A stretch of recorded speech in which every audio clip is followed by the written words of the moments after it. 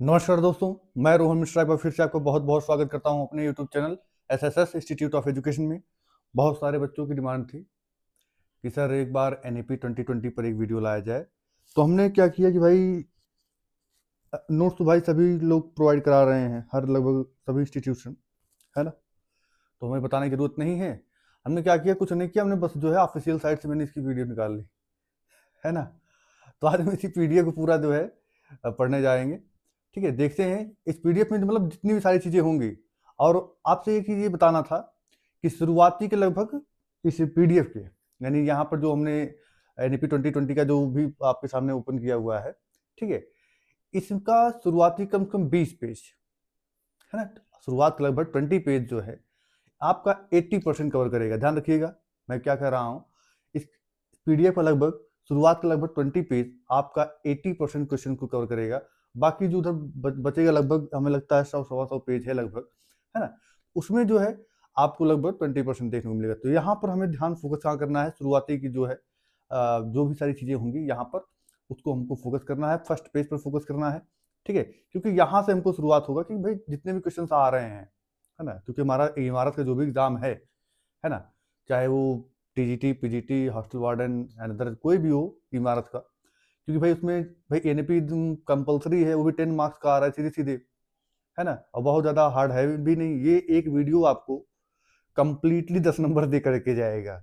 ठीक है, तो इसके लिए आपको बहुत ज़्यादा सोचना नहीं है, बस इस लेक्चर को पूरा इस वीडियो को आप पूरा देख डालिएगा और एक एक पॉइंट आपको जो समझ में आए आप उसको नोट करते जाइएगा अपने हिसाब से। ठीक है, मैं हालांकि मैं यहाँ पर हाईलाइट करता जाऊँगा, आप स्वयं से उसको थोड़ा सा एक बार स्क्रीन शॉट लेते जाएंगे। ठीक है, इससे क्या होगा, आप फिर बाद में उसको रिवाइज कर सकते हैं या कर सकेंगे। ठीक है, तो बहुत ही यूजफुल क्लास और बहुत ही हेल्पफुल क्लास होने जा रही है ये।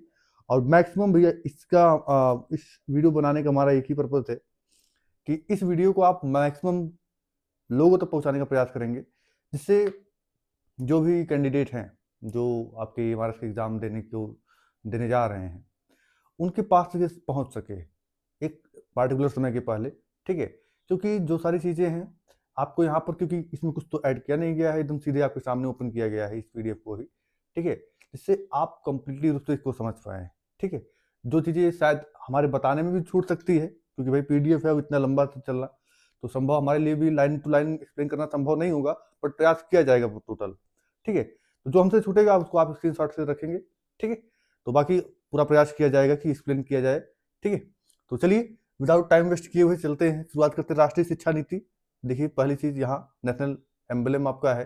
ठीक है, भारत का शेर क्यों का सारनाथ से लिया गया है। भाई 4 शेर हैं इसमें, दिखता केवल 3 ही है ना। चलिए पहली चीज एनईपी 2020।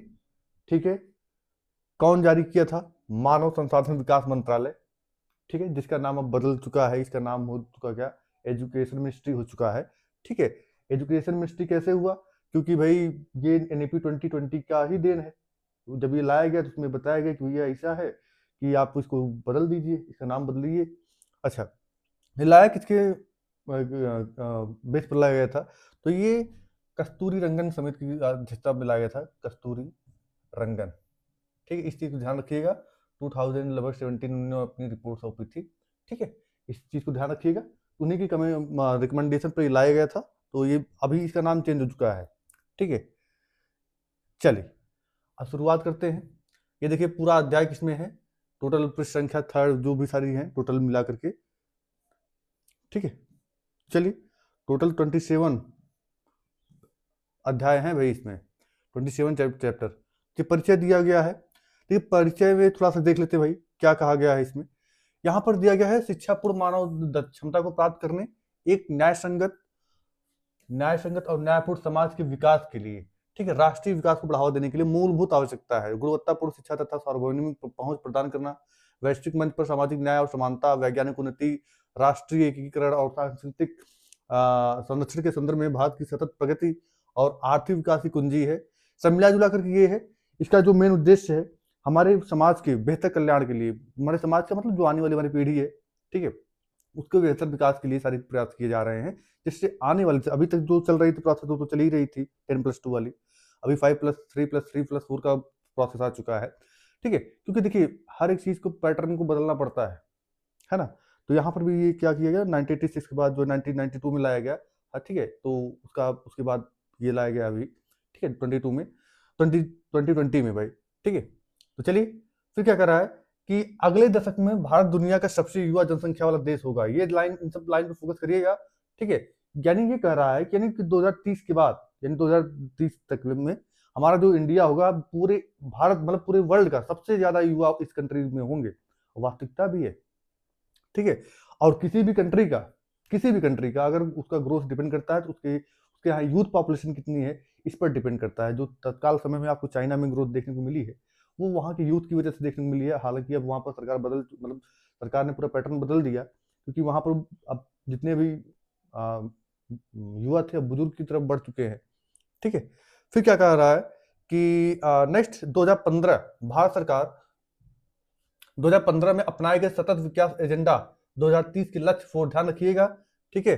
भारत ने जो भी एसडीजी का गोल था, उसका एसडीजी 4 गोल यहाँ पे लिया गया है, ठीक है। एसडीजी 4 जो कि एजुकेशन से रिलेटेड है, ठीक है। तो उसको सतत विकास एजेंडा 2030 के लक्ष्य एसडीजी 4 में परिलक्षित वैश्विक शिक्षा विकास एजेंडा के अनुसार विश्व में 2030 तक सभी के लिए समावेशी और समान गुणवत्ता युक्त शिक्षा सुनिश्चित करने और जीवन पर्यंत शिक्षा के अवसरों को बढ़ावा दिए जाने का लक्ष्य है।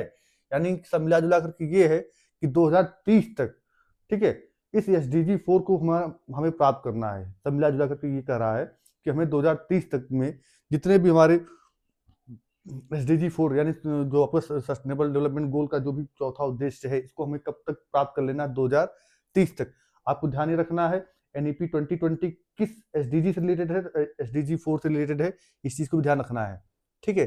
फिर क्या कह रहा है, इस तरह के उदात्त लक्ष्य के संपूर्ण शिक्षा प्रणाली को समर्थन और अधिगम को बढ़ावा देने के लिए पुनर्गठित करने की आवश्यकता होगी, ताकि सतत विकास के लिए 2030 एजेंडा के सभी महत्वपूर्ण टारगेट और लक्ष्य को प्राप्त किया जा सके। यानी कि हमने बताया ना कि हमें 2030 तक इसका गोल प्राप्त करना है, सब मिला जुला करके ये है। फिर आगे क्या कर रहा है, ज्ञान के परिदृश्य में पूरा विश्व तेजी से परिवर्तन के दौर से गुजर रहा है। बिना डेटा मशीन आज आप स्वयं देख रहे हैं कि जैसे हमें जलवायु परिवर्तन, बढ़ते प्रदूषण और घटते प्राकृतिक संसाधनों की वजह से हमें ऊर्जा, भोजन, पानी, स्वच्छता आदि की आवश्यकताओं को पूरा करने के लिए नए रास्ते खोजने होंगे, ठीक है। इसी के साथ ये तो जरूरी है ही, साइंस तो जरूरी है ही, मूलभूत आवश्यकताएं जरूरी तो है ही, लेकिन उसी मूलभूत रिक्वायरमेंट में हमारी एजुकेशन भी आ जाती है, ठीक है। जिसको हमें, और क्योंकि किसी भी कंट्री के ग्रोथ का मेजर रीजन होता है क्या, वहाँ की एजुकेशन। अगर वहाँ का एजुकेशन, अगर किसी भी कंट्री का अगर आपको ग्रोथ देखना है, आप जाकर वहाँ पर उसके एजुकेशन सिस्टम को आप जज कर लीजिए। आप वहाँ के एजुकेशन सिस्टम को जैसे ही आप जज करेंगे, आपको वहाँ का पूरा आपको पता चल जाएगा कि यहाँ पर ये कंट्री किस तरफ अग्रसर है, किस तरफ ये आगे जाकर आगे किस तरफ ये जाएगा। आप उसको शिक्षा व्यवस्था को देख अंदाजा लगा सकते हैं, ठीक है। फिर क्या कर रहा है कि भाई आगे भारत जो है तीन सबसे बड़ी अवस्था बनने की ओर है। अभी मोदी जी लगातार इसको बात को अग्रसर कर रहे हैं, ठीक है। आगे फिर क्या कर रहा है कि भाई हमको अपने रोजगार क्षेत्र को भी बढ़ाना है ना, केवल इतना ही नहीं चलना है, ठीक है। अपने रोजगार सेक्टर को, हाँ, यहाँ पर ध्यान देंगे। यह राष्ट्रीय शिक्षा नीति 2020 21वीं शताब्दी की पहली शिक्षा नीति है ना। ये तो हम सभी जानते हैं, जिसका लक्ष्य क्या है, ध्यान रखिएगा, हमारे देश के विकास के लिए अनिवार्य आवश्यकताओं को पूरा करना। यह नीति भारत की परंपरा और सांस्कृतिक मूल्यों का आधार बरकरार रखते हुए 21वीं सदी की शिक्षा के लिए आकांक्षात्मक लक्ष्य, जिसमें एसडीजी 4 शामिल है, भी हमने जस्ट देख करके आ रहे हैं। एसडीजी 4 क्या है, एजुकेशन से रिलेटेड है, ठीक है। शिक्षा व्यवस्था, उसके नियमन और गवर्नेंस सहित सभी पक्षों के सुधार और पुनर्गठन का प्रस्ताव करती है। यानी जो सारी चीजें चल रही हैं ठीक है, लेकिन उसको क्या किया जाए, रीऑर्गेनाइज किया जाए, फिर से इसको सुधार किया जाए। जो भी सारी चीजें उसमें कमियां हैं, जो भी मतलब जो अच्छाइयां हैं उसको रहने दी जाए, बाकी जो बुराइयां हैं उसको हटा कर उसकी जगह पर कुछ नया लाया जाए, ये बात कर रही है, ठीक है। फिर क्या कर रहा है, यह नीति इस सिद्धांत पर आधारित है कि सिद्धांत, ध्यान रखिएगा कि यहाँ पर कि शिक्षा से न केवल साक्षरता और संख्या ज्ञान जैसी बुनियादी क्षमताओं के साथ साथ उच्चतर स्तर की तार्किक और समस्या समाधान संबंधी संज्ञानात्मक क्षमताओं का विकास होना चाहिए। केवल इतना है उद्देश्य नहीं हमारा कि भैया हमारे पास जो है एफएलएन का ज्ञान हो जाए, नहीं, इसके साथ प्रॉब्लम सॉल्विंग की समस्या मतलब कैपेबिलिटी उसमें आनी चाहिए। क्या कर रहा है, फिर उसके बाद लॉजिकल रीजनिंग की उसके अंदर क्षमता होनी चाहिए, तर्क कर सके, है ना। क्योंकि अगर किसी के पास जब तक तर्क करने की क्षमता नहीं आएगी, तब तक वो कहाँ कोई प्रॉब्लम को सॉल्व कर सकता है ना? किसी भी समस्या को समाधान करने के लिए हमें लॉजिक की ज़रूरत पड़ती है। हमें किसी भी सिचुएशन को फेस करने के लिए हमें जो है समस्या समाधान करने की हमें प्रक्रिया पता होनी चाहिए। ये सारे कौशल उसके अंदर डेवलप करना है। केवल संख्या ज्ञान करा दिया, केवल आपने जो है लिखना नाम लिखना सिखा दिया, इतने से काम नहीं चलने वाला है। वास्तविकता भी है, इससे नहीं चलने वाला है। ठीक है? फिर आगे, फिर क्या-क्या कह रहा है कि हाँ, प्राचीन और सनातन भारतीय ज्ञान और विचार की समृद्ध परंपरा के आलोक में यह नीति तैयार की गई है। हाँ, इसके ध्यान ये रखिएगा, क्या कह रहा है, ये जो हमारी नीति तैयार की गई है, ये केवल यही नहीं, हमारे प्राचीन परिदृश्य को ध्यान को में रखते हुए इसको तैयार किया गया है। ऐसा नहीं है सिर्फ अपना ही जो मन किया सो कर दिए, नहीं। हमारे जितने भी पिछले भी मतलब जो हमारे प्राचीन ग्रंथ वगैरह रहे हैं, जो हमारे जो पहले जो शिक्षाविद रहे हैं, उनके विचारों को भी देखते हुए, सुनते हुए उसको भी यहाँ पर इंक्लूड किया गया है। ठीक है?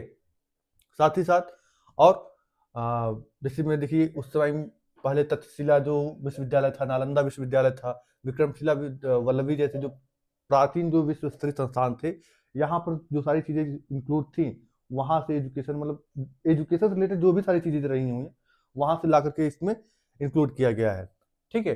फिर देखिए यहाँ पर इसी शिक्षा व्यवस्था ने चरक, है ना, आपने सुना होगा, चरक, सुश्रुत, आर्यभट्ट, वराहमिहिर, भास्कराचार्य, ब्रह्मगुप्त, चाणक्य, चक्रपाणि दत्ता, माधव, पाणिनि, पतंजलि, नागार्जुन, गौतम, पिंगला, शंकरदेव, मैत्रेयी, है ना, इन आप देख पा रहे हैं ना कि अकेले ने यहाँ से नहीं लाया गया है। फिर गार्गी, है ना, थिरुवल्लुवर जैसे महान विद्वानों को जन्म दिया था। इन सभी के परिदृश्यों को देख करके इसमें इंक्लूड किया गया है, सब मिला जुला करके ये है। ठीक है? फिर इसमें क्या क्या सारी चीज से गणित था, खगोल विज्ञान, धातु विज्ञान, चिकित्सा विज्ञान, शल्य चिकित्सा, सिविल इंजीनियरिंग, भवन निर्माण, नौकायान निर्माण, दिशा ज्ञान, योग, ललित कला, शतरंज इत्यादि में जो है सारी मौलिक योगदान किया गया। ठीक है? और ये भी देखा जाए, भारतीय संस्कृति और दर्शन का विश्व में बड़ा प्रभाव रहा है और है भी। हमारे कल्चर का वर्ल्ड में काफी ज्यादा ये इम्पैक्टफुल रहा है, पहले भी था, आज भी है। इसीलिए लोग इंडिया को इतना थोड़ा सा अलग नजरिए से देखते हैं। अलग नजरिए का मतलब थोड़ी सी सम्माननीय नजरिए से देखा जाता है, क्योंकि हमारे यहाँ वसुधैव कुटुम्बकम की भावना चलती है, इसीलिए। ठीक है? और आगे फिर क्या कर रहा है कि यहाँ क्या कर रहा है, शिक्षा व्यवस्था में किए जा रहे बुनियादी बदलाव के केंद्र में अवश्य ही शिक्षक होने चाहिए। ध्यान रखना ये है कि यहाँ जो भी बदलाव किया जा रहा है उसको इसमें ये ध्यान रखना है कि केंद्र में शिक्षक को रखा जाए।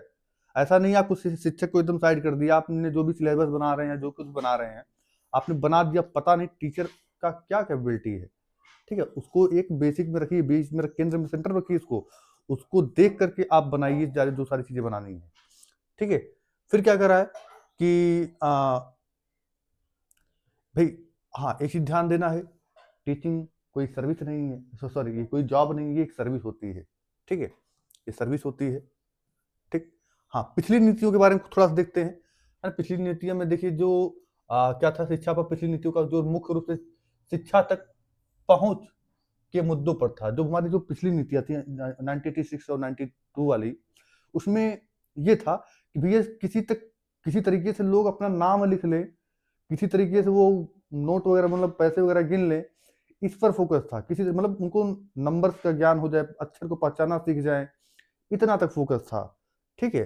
अभी क्या कर रहा है कि जो है यहाँ 1986 की राष्ट्रीय शिक्षा नीति, जिसे 1992 यानी कि 1986-92 में संशोधित किया गया था, कि अधूरे काम को, यानी यहाँ पर कंप्लीट था नहीं अपने आप में, तो उसको कंप्लीट करने के लिए यहाँ पर पूरा भरपूर प्रयास किया गया है कि इस यानी 2020 में हम प्रयास करेंगे कि पूरा का पूरा जो सारी प्रक्रिया है यहाँ पर हम कंप्लीट कर दे अच्छी तरीके से। फिर क्या कर रहा है कि एक बड़ा कदम निःशुल्क और अनिवार्य शिक्षा अधिनियम 2009 चल रहा है, आरटी जो आप सभी जानते हैं, आरटी, है ना, आरटी 2009, है ना, आप सभी जानते हैं।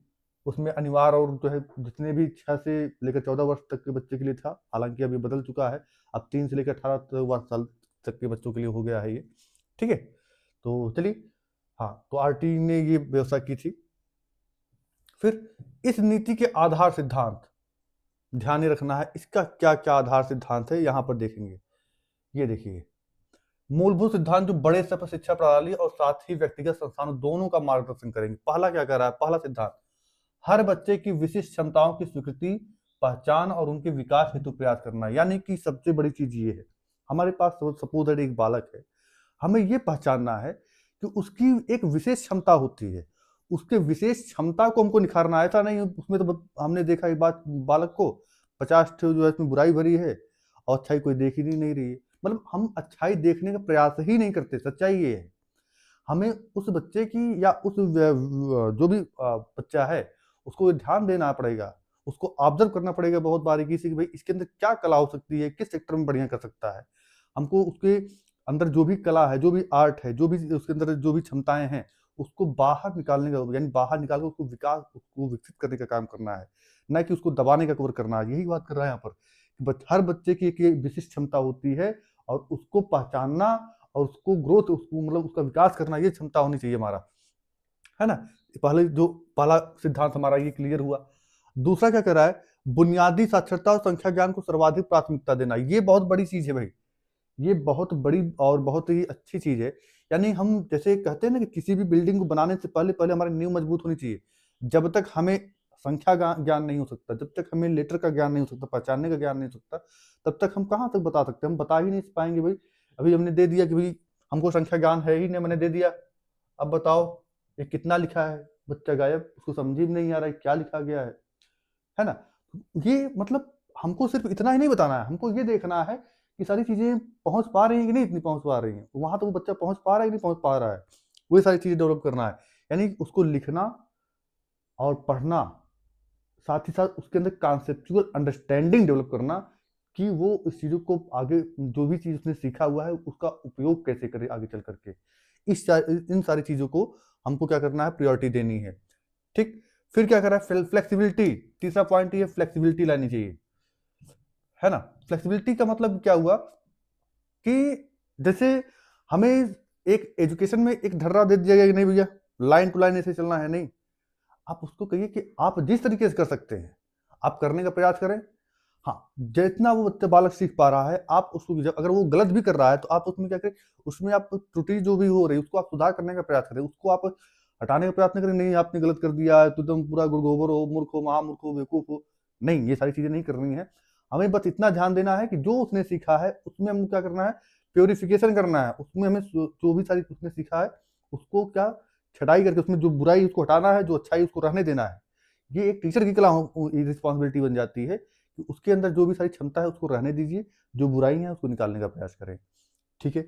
यहाँ पर क्या करा है? ठीक है, लचीला प्लान होना चाहिए ताकि उस छात्रों में उनकी सीखने के तौर तरीके लगभग मतलब, अभी हमने क्या किया भैया, आपको क्या दे दिया? मैथ दे दिया, हिंदी दे दिया, इंग्लिश दे दिया, गणित दे दिया, उर्दू है, वाणिज्य दे दिया, सब पकड़ा दिया आपको। अब बच्चे का मन उसमें है ही नहीं, हम जो पढ़ाना चाह रहे हैं तो उसमें तो उसका मन ही नहीं लग रहा है। तो यहाँ पर हमको उसको थोड़ी सी जो है उसकी विचार को थोड़ी सी फ्लेक्सिबिलिटी देनी पड़ेगी कि उसमें जो जिसमें उसका इंटरेस्ट बन रहा है उसको लिया जाए। जो भी सारी चीजें हैं पैटर्न में अपने थोड़ा सा कभी स्ट्रिक्ट, कभी एकदम स्लो, कभी डाउन, इस तरीके से चलना पड़ेगा। हमेशा एक ही पैटर्न पर नहीं चल सकते आप। ठीक। फिर क्या करा है कि कला और विज्ञान, कला और विज्ञान के बीच, पाठ्यक्रम और पाठ्येतर गतिविधियों के बीच, व्यावसायिक और शैक्षणिक धाराओं आदि के बीच कोई स्पष्ट अलगाव न हो। कहने का मतलब, आप जब कोई आर्ट पढ़ रहे हो चाहे विज्ञान पढ़ रहे हो, आजकल क्या है, कोई आर्ट पढ़ रहा है, आर्ट साइंस पढ़ रहा है, लोग कहते हैं अरे यार ये तो आर्ट साइंस पढ़ रहा है। नहीं भाई, आर्ट साइंस पढ़ रहा है क्या? आर्ट साइंस कोई सब्जेक्ट नहीं है क्या? या फिर आर्ट जो है आर्ट नहीं है? साइंस वाला ही बहुत बड़ा कसम खा के पैदा हुआ है कि वही जो है सब कुछ करेंगे, आर्ट वाले कुछ कर ही नहीं सकते, कुछ उखाड़ ही नहीं सकते। ऐसा कुछ भी नहीं है। ठीक है, साइंस वाले भी बहुत बैठे हैं, कुछ नहीं उखाड़ पा रहे हैं। ठीक है, ये सच्चाई भाई, इसमें कोई ठीक है। तो यहाँ पर भी कोई हमें अलगाव ना, उस संदर्भ में हमको अलगाव ना कि भैया हमें ये लगना चाहिए जितना सम्मान हमें एक साइंस वाले को मिलना चाहिए उतना एक आर्ट वालों को भी हमको एक सम्मान मिलना चाहिए। उसमें कोई भी भेदभाव ना हो। सब ये बात कर रहा है, कोई स्पष्ट अलगाव ना हो। ठीक है, मतलब बाहर से देखने पर कोई ये न कहे कि यार ये तो आर्ट का है, कोई ये तो साइंस का है।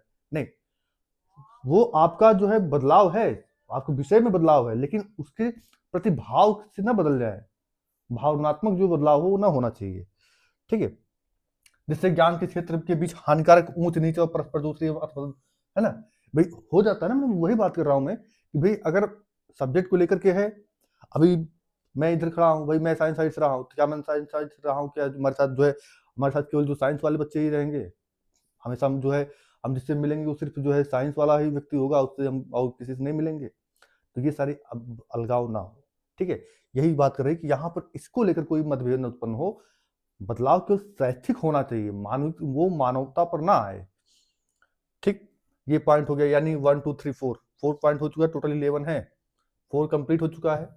चलिए नेक्स्ट, सभी ज्ञान की एकता और अखंडता को सुनिश्चित करने के लिए एक बहुविषयक दुनिया के लिए विज्ञान, सामाजिक विज्ञान, कला, मानविकी और खेल के बीच एक बहुविषयक यानी मल्टीडिसिप्लिनरी और समग्र शिक्षा का विकास। यानी ये कह रहा है कि सभी ज्ञान को देखते हुए, है ना, सभी को इंटीग्रेट करके एक साथ लेकर करके, यहाँ बात कर रहा है ना कि इंटीग्रेटेड एकता और अखंडता को सुनिश्चित करने के लिए एक बहुविषयक दुनिया, यानी मल्टीडिसिप्लिनरी का मतलब ये हुआ कि हमें बहुत सारे विषयों को एक साथ लेकर चलना पड़ेगा, सिर्फ एक ही नहीं, ठीक है? जिसमें सामाजिक विज्ञान हो गया, कला हो गया, ह्यूमैनिटीज हो गई, उसके बाद स्पोर्ट्स वगैरह हो गए, इन सभी को जो है हमें एक साथ लेकर चलना पड़ेगा, है ना? यानी इसको समग्र शिक्षा, मतलब टोटल समग्र शिक्षा का मतलब ये होता है सभी को एक साथ जोड़ दीजिए, सभी को एक साथ लेकर चलिए। फिर क्या करा, अवधारणात्मक समझ पर जोर। ये देखिए, रटने के सीधा सीधा ये विरोध करता है भाई। हमारी एनईपी 2020 हम सभी जानते हैं, ये रटने की विद्या को सीधा टोटल सर्वनाश करता है, कहता है इसको आग लगाओ, खत्म करो, ठीक है? तो ये सीधे सीधे कॉन्सेप्चुअल अंडरस्टैंडिंग, भैया आप किसी भी चीज को रटे ना, आप उसको समझने का प्रयास करें, यानी कि आप उसके प्रति आप कितना, आपका मानसिक डेवलपमेंट सही है, आप कितना समझ पा रहे हैं उस चीजों को, इस पर फोकस करता है कि आप समझिए चीजों को। जैसे क्योंकि जब तक हमारे अंदर कॉन्सेप्चुअल अंडरस्टैंडिंग नहीं होगी, तब तक हम सारी कोई भी प्रॉब्लम को सॉल्व ही नहीं कर सकते भाई। जाहिर सी बात है, हमने रटा हुआ है ना, 2 + 2 4, है ना? अब 2 + 2 जरूरी नहीं 2 प्लस करने से, 2 × 2 करने से भी 4 आ जाता है ना? तो वहां पर हमें कॉन्सेप्चुअल अंडरस्टैंडिंग रहेगी, तो इससे क्या होता है, आपकी थिंकिंग को यानी सोच को बढ़ावा मिलता है, ठीक है? तो यहाँ पर अवधारणा कॉन्सेप्चुअल अंडरस्टैंडिंग पर फोकस करता है। नेक्स्ट, रचनावादी पर फोकस करता है, यानी रचनात्मक और तार्किक सोच। अब सोचने के भी कई तरीके होते हैं, आप निगेटिव सोच रहे हैं, आप पॉजिटिव सोच रहे हैं, या फिर आप लॉजिकल सोच रहे हैं, कैसा सोच रहे हैं ये डिपेंड करता है आपकी सोच पर, है ना? लॉजिकल थिंकिंग क्या करती है, आपकी समस्या समाधान को मतलब बढ़ावा देती है कि आप कितना अंडरस्टैंडिंग है, किसी भी समस्या को लेकर कितना समाधान कर सकते हैं, ठीक है भाई? और क्या करता है कि रचनावादी, आप रचना खुद से बनाइए ना, खुद से करके सीखिए। हमने आपको दे दिए बना करके, भाई बना, देखिए चीजों को खुद से बनाने में और बनी बनाई चीजों में अंतर होता है। खुद से बनाएंगे तो उसकी वैल्यू पता होती है ना? और कोई चीज बना बनाई मिल जाए तो उसमें फर्क पड़ जाता है, ठीक है? तो वहां पर इसलिए रचनावाद पर फोकस किया गया कि आप स्वयं करके सीखेंगे तो ज्यादा बेटर पड़ेगा। फिर नैतिकता, मानवीय और संवैधानिक मूल्य, जैसे सहानुभूति, है ना? संवैधानिक मूल्य का मतलब ये होता है कि जैसे हमारे अपने देश के प्रति थोड़ा सा लगाव होना चाहिए। जैसे फॉर एग्जाम्पल, हमारे जितने भी मोनूमेंट्स हो गए, है ना, जितने भी इमारतें, सरकारी इमारतें वगैरह हो गई, पुरानी इमारतें हो गई, पुरानी, है ना, उनको बचाना, अनावश्यक उन पर जो है चीज़ों का नुकसान न करना, ठीक है? अनावश्यक हमें जो भी हमारी चीज़ हैं, जो भी हमारे पास कह सकते हैं कि जितना भी सारी चीज़ें जैसे नेचर से रिलेटेड है, उनको नुकसान न किया जाए, उनको बचाने का प्रयास किया जाए, ठीक है? साथ ही साथ इसमें मानवीय मूल्य में क्या आ जाएगा, जैसे सिंपैथी होनी चाहिए, आपके अंदर सम्मान होना चाहिए दूसरों के प्रति, आपको जो है थोड़ा साफ सफाई होनी चाहिए, है ना? ऐसा नहीं कि पूरे तरह घूम रहे हैं। फिर शिष्टाचार होना चाहिए, कैसे लोगों से मिलना जुलना है, कैसे लोगों से साथ बैठना है, सारी चीजें। फिर लोकतांत्रिक भावना, सभी का कल्याण हो, ये भावना की बात करें। फिर सेवा की भावना, है ना? साथ ही साथ सार्वजनिक संपत्ति के लिए सम्मान, हमने बताया ना कि जो आपके सारी चीजें। वैज्ञानिक चिंतन, आप किसी चीज को सोचिए लेकिन उसको वैज्ञानिक तरीके से सोचिए, ठीक है? फ्रीडम आपके अधिकार है। जिम्मेदारी, किसी भी चीज करिए आप जिम्मेदार पूर्वक करिए, ऐसा नहीं कि जो है इसको आपने ऐसे कर दिया। बहुलतावाद पर फोकस करें, है ना? बहुलतावाद का मतलब वो बहुत सारी चीजों को एक साथ, मतलब एक साथ जोड़ने का प्रयास करने का करें। समानता और न्याय, ठीक है? ऐसा नहीं, सभी के साथ समान रूप से व्यवहार करें, समान रूप से रहें, ठीक है? और मैक्सिमम हो सके लोगों के साथ जस्टिस हो, ठीक है? ये हमारे अंदर भावना होनी चाहिए। फिर बहुभाषिकता, ये नेक्स्ट हमारा पॉइंट क्या कर रहा है कि भाई हमारे यहाँ बहुभाषावाद, एक भाषावाद को हमारे यहाँ जगह नहीं दी गई है। बहुभाषावाद का मतलब हम सभी जानते हैं इंडिया क्या है, कल्चरफुल कंट्री है। हमारे यहाँ बहुत सारे क्या है भाषाएं बोली जाती हैं। संविधान खुद कहता है 22 भाषाएं हमारे यहाँ बोली जाती हैं, ठीक है। लेकिन हमें लगता है इससे भी ज्यादा बोली जाती है, लेकिन संविधान जितने लोग को मान्यता दी है वो 22 भाषा है। अब ये सोचिए कि अगर हमने सिर्फ कर दिया कि भैया सिर्फ अंग्रेजी में ही चलेगा या सिर्फ हिंदी में ही चलेगा, अब जिस बच्चे को भैया मलयालम आता है उसको तो समझ में नहीं आएगा कि भाई क्या पढ़ना है क्या नहीं पढ़ना है हमको। जिस बच्चे को गुजराती आती है उसको तो पता ही नहीं चलेगा कि भाई ये क्या लिखा है क्या नहीं है। तो इसीलिए हमारे यहाँ बहुभाषावाद को मतलब प्रायोरिटी दी गई कि जिससे सभी लोग मतलब सभी तक ये पहुंच सके आसानी से, ठीक है। फिर जीवन कौशल जैसे आपसी संवाद, सहयोग, सामूहिक कार्य और लचीलापन, ये सारी चीजें आपस में होनी चाहिए। फिर नेक्स्ट क्या करा, सीखने के लिए सतत मूल्यांकन पर जोर, यानी सीखने के लिए, है ना, एक सीखने का आकलन होता है, सीखने के लिए होता है ना। तो यहाँ पर हमें क्या करना है, हमें सीखने के लिए आकलन जो करना चाहिए वो हमें सीखने के लिए करना चाहिए। ऐसा नहीं कि हमें सीखने का आकलन करना है, हमें जो भी असेसमेंट करना है उससे ये हमें जांच करना है कि वो कितना सीखा है, इसलिए आकलन करना है। इसलिए नहीं करना है कि हमको रेटिंग करनी है, उसको हमको जो है नंबर देना है, बस ग्रेडिंग कर दी खत्म हो गया, नहीं। सीखने के लिए सतत मूल्यांकन पर जोर दिया जाता है, ठीक है। इसकी बजाय साल के अंत में होने वाली परीक्षा को केंद्र में रखकर शिक्षा हो, जिससे कि आज की कोचिंग संस्कृति को ही बढ़ावा मिलता है। अभी क्या है, साल में एक बार परीक्षा होती है, ठीक है भैया, साल में एक बार पेपर होगा और फर्स्ट क्लास अपना निकल लेंगे, है ना। अभी जैसे कुछ समय पहले, अभी तो बाय द वे सेमेस्टर प्रणाली आ गई यूनिवर्सिटीज में, नहीं तो कुछ समय पहले लगभग 2-3 साल पहले 4 साल पहले देखा जाए तो वहां पर आपका जो है ईयर का सिस्टम था, है ना। साल भर में एक बार परीक्षा देना है, बस बात खत्म। अभी सेमेस्टर प्रणाली आप साल भर में 2 बार देना है, ठीक। तो ये सारी चीजें बेटर कर दी गई। फिर ये कब से लाई गई, यही जब आपको जो है एनईपी 2020 आया तब से। फिर तकनीकी के यथासंभव उपयोग पर जोर, जितना हो सके जितनी भी टेक्नोलॉजी उसका यूज किया जाए, लेकिन टेक्नोलॉजी का मिसयूज न किया जाए, क्योंकि टेक्नोलॉजी का दोनों यूज है, हार्मफुल भी है यूजफुल भी है। अगर उसको किस वे में लिया जा रहा है देखा जाएगा, अगर वो सही वे में है तो भाई सही, अगर नहीं है सही वे में, अगर हम यूज किस संदर्भ में कर रहे हैं ना, बात ये रखता है, ठीक है। अभी जैसे हमारे पास डिजिटल बोर्ड है, अभी इस डिजिटल बोर्ड का कई यूज हो सकते हैं भाई, हम चाहे तो बैठ के मूवी देखे दिन भर, क्या करना, मतलब कुछ नहीं है ना। फिर नेक्स्ट, सभी पाठ्यक्रम शिक्षण शास्त्र और नीति में स्थानीय संदर्भ की विविधता और स्थानीय परिवेश के लिए एक समान, है ना। हमेशा ध्यान रखते हुए कि शिक्षा एक समवर्ती विषय है, ध्यान नहीं रखना है कि ये समवर्ती विषय है, ठीक है। एक केंद्र की सूची होती है, एक राज्य सूची होती है, एक समवर्ती सूची होती है, ठीक है।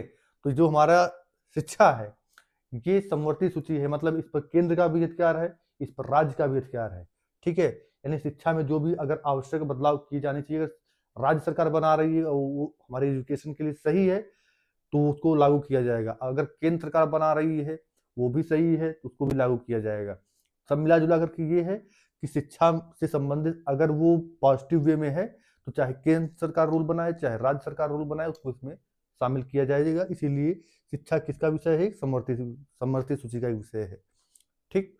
फिर क्या कर रहा है कि सभी शैक्षिक निर्णयों की आधारशिला के रूप में पूर्ण समता और समावेशन, है ना, कि यानी साथ ही शिक्षा को लोगों की पहुंच और सामर्थ्य के दायरे में रखना, या सुनिश्चित करने के लिए कि सभी छात्र शिक्षा प्रणाली में सफलता हासिल कर सके। ध्यान ये रखना है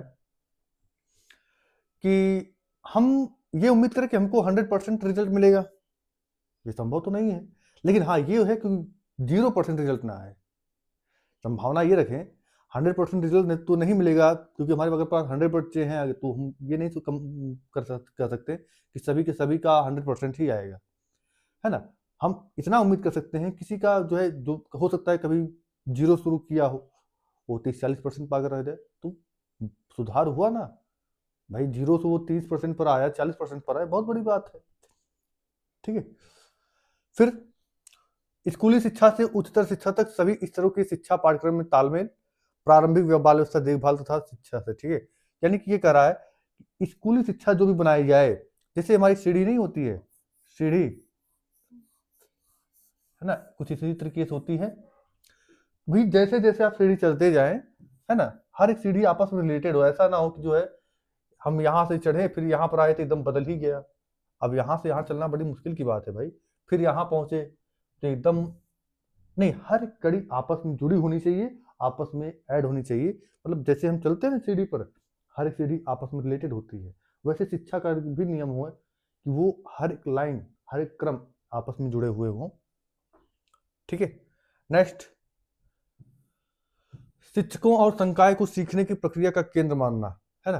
क्या करा है कि उनकी भर्ती और तैयारी की उत्कृष्ट व्यवस्था, निरंतर व्यावसायिक विकास और सकारात्मक कार्य वातावरण और सेवा की स्थिति, यानी सब मिला जुला कर ये कह रहा है कि हमें जो भी शिक्षा, हम तो बात कर रहे हैं कि भैया 100% हमको रिजल्ट चाहिए, लेकिन उसके लिए हमारे पास पूरे रिसोर्स तो होने चाहिए। रिसोर्स में आपके मतलब आपके टीचर भी तो आ जाएगा, है ना। हमारे पास टीचर हैं या नहीं है ना।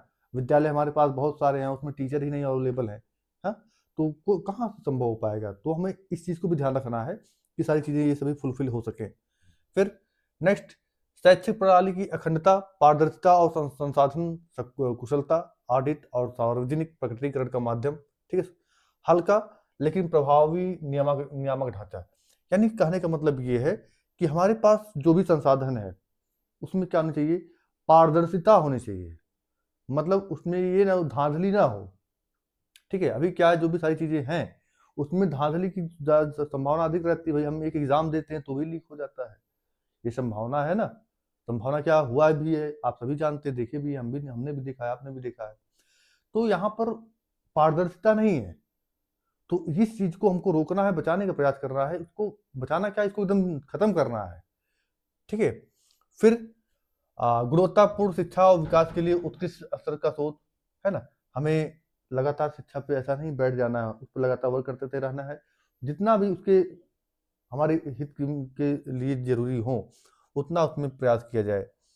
फिर भारतीय जड़ों, सॉरी, हाँ, शैक्षिक विशेषज्ञों द्वारा निरंतर अनुसंधान और नियमित मूल्यांकन के आधार पर प्रगति की सतत समीक्षा, जो भी हमारे पास नियम आ रहे हैं उसका बराबर मूल्यांकन होना चाहिए, उसकी बराबर उसका देखभाल होनी चाहिए। क्या ये है, यानी जो हमने पैटर्न लाया है 1 साल बाद, 2 साल बाद, क्या अभी भी ये चल रहा है, सही चल रहा है, या फिर अभी इसमें संशोधन करने की आवश्यकता है।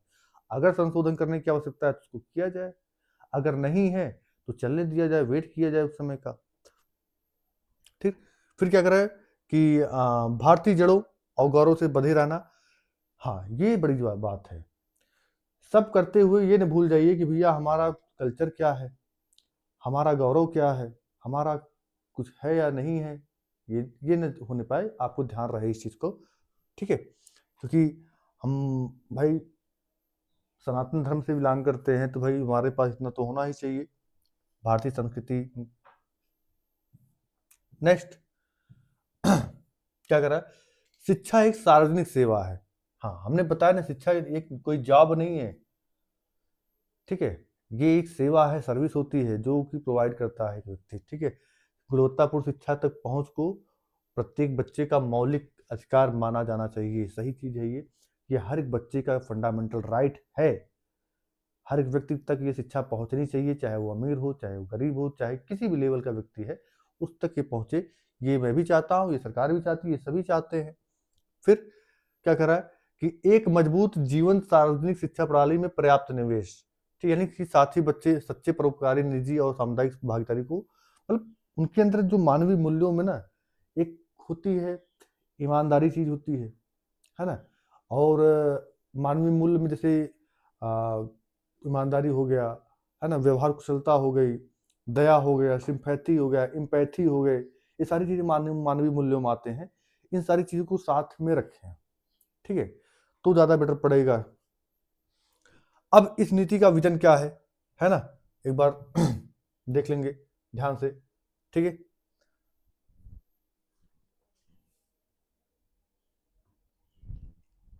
हाँ, तो अब विजन पर बात कर लेते हैं। इसका देखिए मेनली विजन क्या कह रहा है कि इस राष्ट्रीय शिक्षा का विजन, अब यहाँ फोकस करिएगा, भारतीय मूल्यों से विकसित शिक्षा प्रणाली है जो सभी को उच्चतर गुणवत्ता शिक्षा उपलब्ध करा के और भारत को वैश्विक ज्ञान महाशक्ति बनाकर भारत को एक जीवंत और न्यायसंगत ज्ञान समाज में बदलने के लिए प्रत्यक्ष रूप से योगदान करेगी।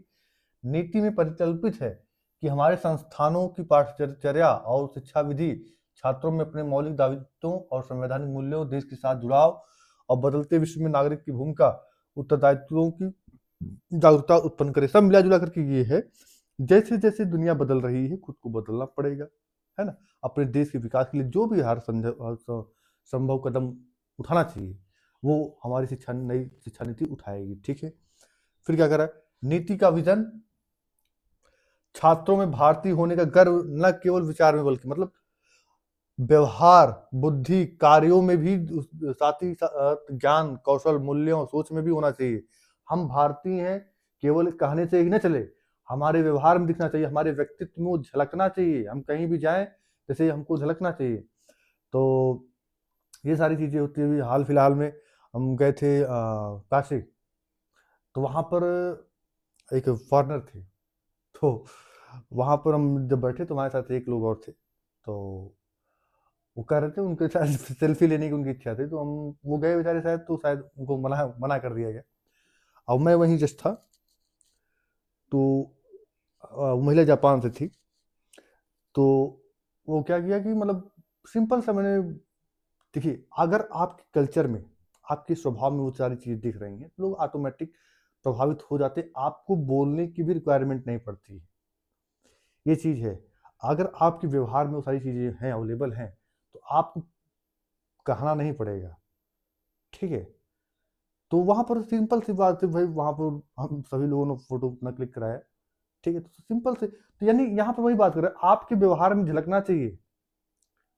और ये बड़ी सौभाग्य की बात है, जितने भी अदर कंट्रीज के लोग आते हैं बहुत सम्मान करते हैं हम भारतीयों का, ये बड़ा अच्छा लगता है। ठीक है, क्योंकि जब भी कोई किसी कंट्री में जाए या कोई बाहर का कंट्री व्यक्ति आपकी कंट्री में आया हुआ है और आपको सम्मान दे, एक सम्माननीय नजर से दिखता है, तो अपने आप को अच्छा लगता है। ठीक है, और ऐसा कोई व्यक्ति नहीं, मतलब जो एक एजुकेशन से रिलेटेड हो तो ज़्यादा बेटर लगता है। चलिए, फिर क्या करें, विश्व के कल्याण के लिए प्रतिबद्ध हों ताकि सही मायने में वैश्विक नागरिक बन सके। सब मिला जुला कर एक अच्छा बढ़िया इंसान बनना है ना। इतना बढ़िया इंसान बनना है कि फिर शायद आपके ही लोग आपका नुकसान करना चाहेंगे। चलिए, फिर क्या करें, स्कूल शिक्षा। हाँ, यहाँ से भैया फोकस करते चलिएगा। यह नीति वर्तमान की 10+2 वाली नीति जो चल रही थी, है ना, व्यवस्था को 3 से 18 वर्ष के सभी बच्चों के लिए पाठ्यक्रम और शिक्षा शास्त्रीय आधार पर 5+3+3+4 की एक नई व्यवस्था में पुनर्गठन की बात करती है। यानी सब मिला जुला करके जो 6 से 14 वर्ष का सिस्टम बना हुआ था वो कट चुका है। 3 से 18 वर्ष तक के बच्चों के लिए फ्री और अनिवार्य एवं मुफ्त शिक्षा कर दिया गया है। आरटी जो 2009 था उसमें करेक्शन हो चुका है।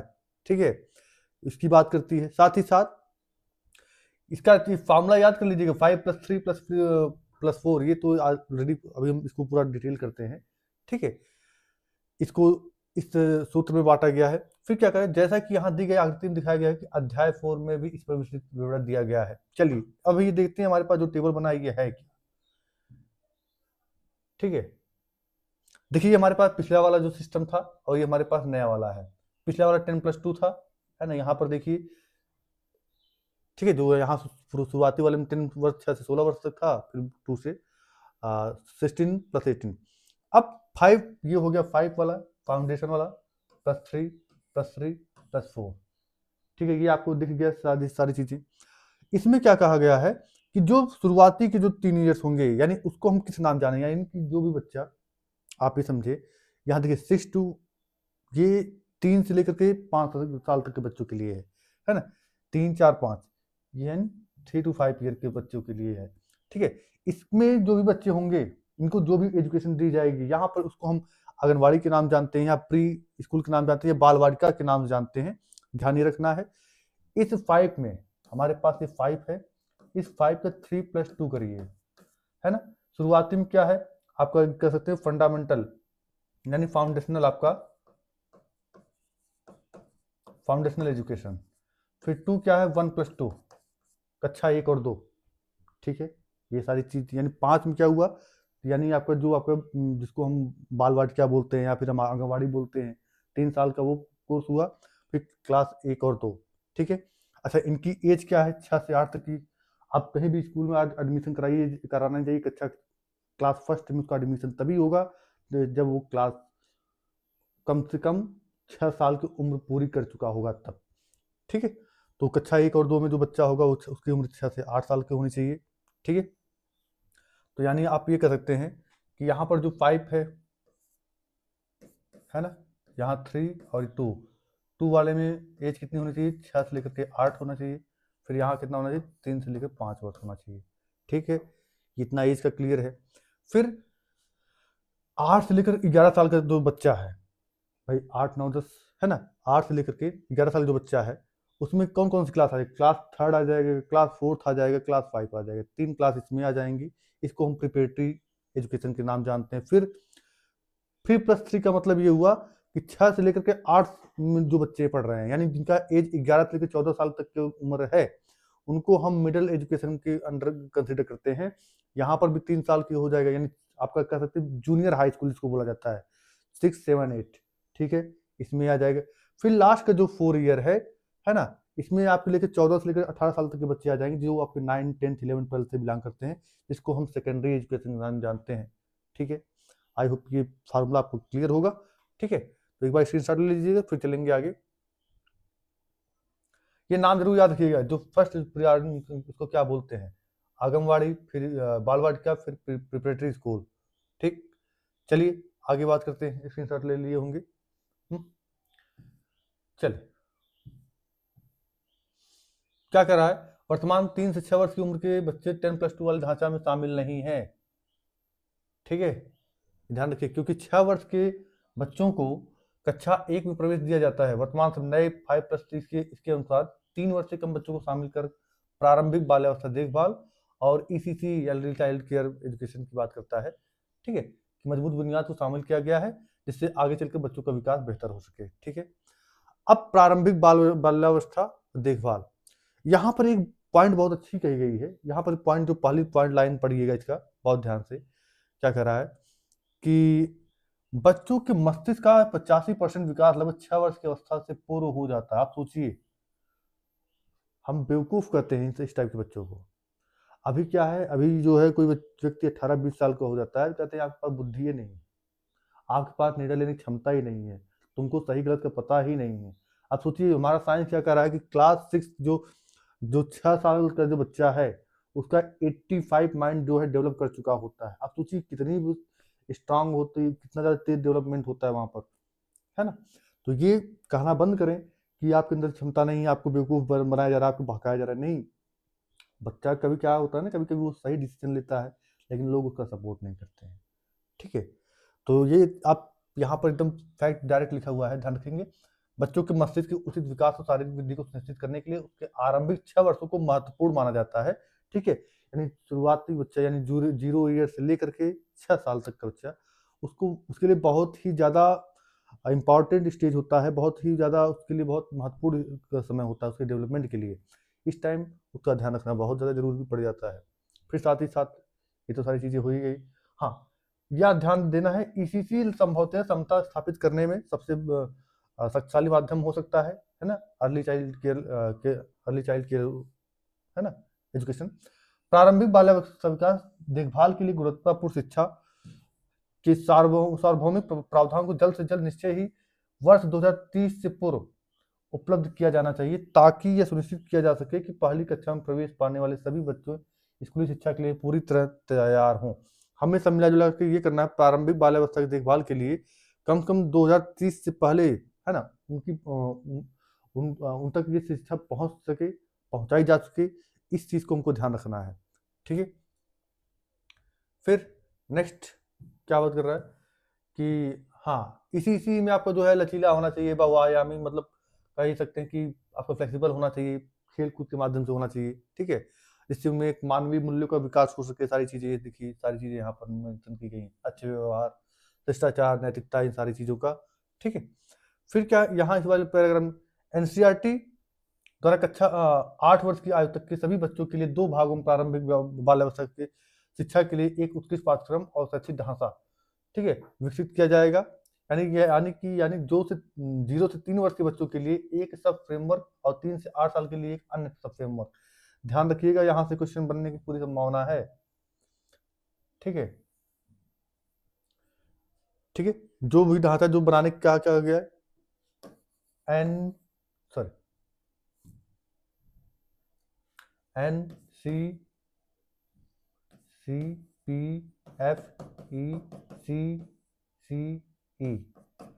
ठीक है। ये एनसीईआरटी द्वारा जो है डेवलप किया जाएगा।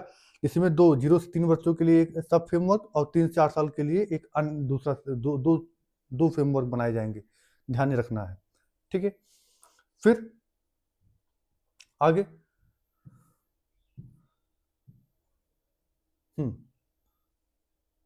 पूरे देश में चरणबद्ध तरीके से उच्चतर गुणवत्ता वाले ईसीसी संस्थानों के लिए सार्वभौमिक पहुंच सुनिश्चित करना बृहद लक्ष्य होगा। ठीक है, ये सारी चीजें हैं। फिर आगे एक सेकंड देख लेते हैं भाई। अब जो सारी चीजें चलती रहेंगी, आपको जहां जहां मार्क किया जाएगा आप देखते जाएंगे। ठीक है, हाँ, 5 वर्ष की आयु से पहले हर बच्चा एक प्रारंभिक कक्षा या बाल वाटिका में स्थानांतरित हो जाएगा, जिससे एक एसीसी योग्य शिक्षक है तैयारी कक्षा में सीखने को मुख्य रूप से खेल आधारित शिक्षा पर आधारित होना चाहिए। यानी जो बाल वाटिका यानी कि जिसको हम आड़ी बाड़ी बोलते हैं, उसकी बात कर रहा है। ठीक है, साथ ही साथ उसमें संज्ञानात्मक और भावनात्मक विकास पर भी जोर दिया जाए, शारीरिक विकास पर जोर दिया जाए, है ना। साथ ही साथ इसीलिए सरकार का दोपहर का भोजन मध्याह्न भोजन कार्यक्रम जो कि 2001 में लाया गया था वो चल रहा है। साथ ही साथ उसको और अब डेवलप करने का प्रयास किया जा रहा है। ठीक है, फिर नेक्स्ट देखते चलेंगे भाई। हाँ, फिर हाँ इसी सी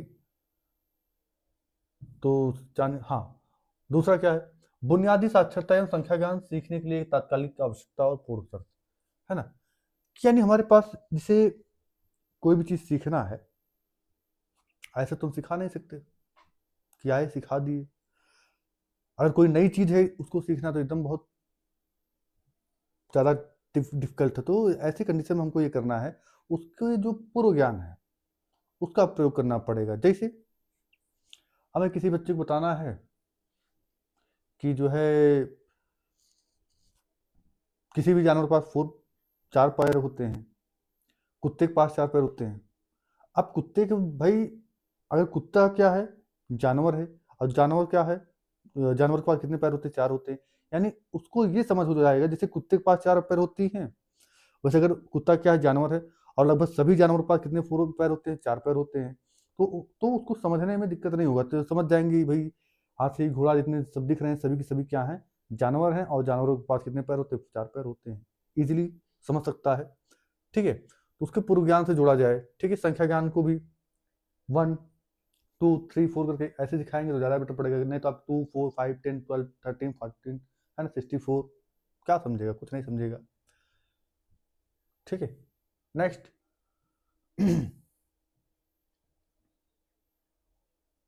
हाँ, ध्यान ये देना है कि जिसमें 3 साल तक मूलभूत साक्षरता और संख्या ज्ञान को प्राप्त कर लेना है, इस चीज को ध्यान रखना है इसमें।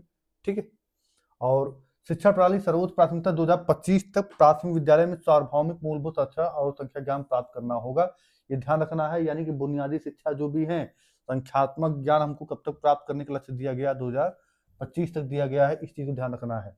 ठीक है, 2025 चल ही रहा है लगभग, है ना।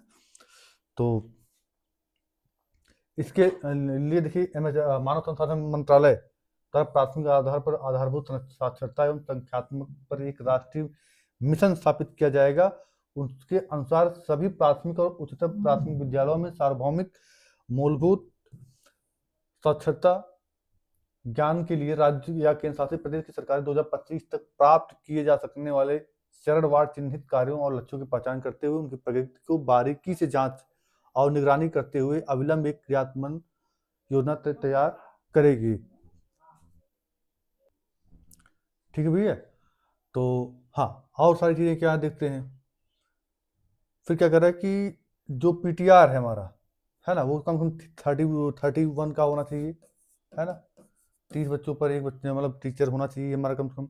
ठीक है, फिर क्या कर रहा है कि सामाजिक आर्थिक रूप से वंचित बच्चों की अधिकता वाले क्षेत्र में शिक्षक विद्यार्थियों का अनुपात कितना होना चाहिए, 25 से 1 का होना चाहिए।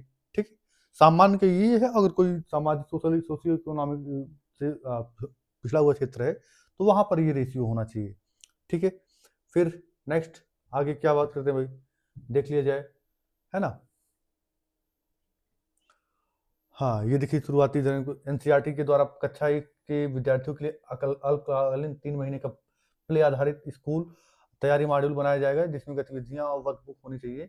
ठीक है, जैसे आप ये समझिए, अगर कोई बच्चा जो है डायरेक्ट क्लास 1 में एंट्री करता है, तो वहाँ पर ये ध्यान दिया जाए, शुरुआती के जो 3 महीने हैं उसको जो एक फाउंडेशनल बेस जो होता है उसको रिवीजन के तौर पर वहाँ पर पढ़ाया जाए, जिससे जो बच्चा अगर कोई स्किप करके आया है वो उसको सीख सके, है ना।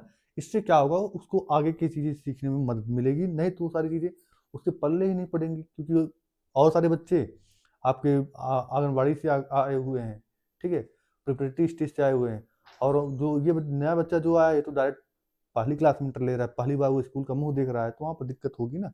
तो ऐसी कंडीशन में उसको सिखाया जाए, 3 महीने का नया मॉडल बना करके पढ़ाने का प्रयास किया जाए। ठीक है, फिर नेक्स्ट, हाँ, फिर एक नॉलेज लाया गया, दीक्षा दीक्षा ऐप। ठीक है, ठीक है, full form digital infrastructure for knowledge sharing.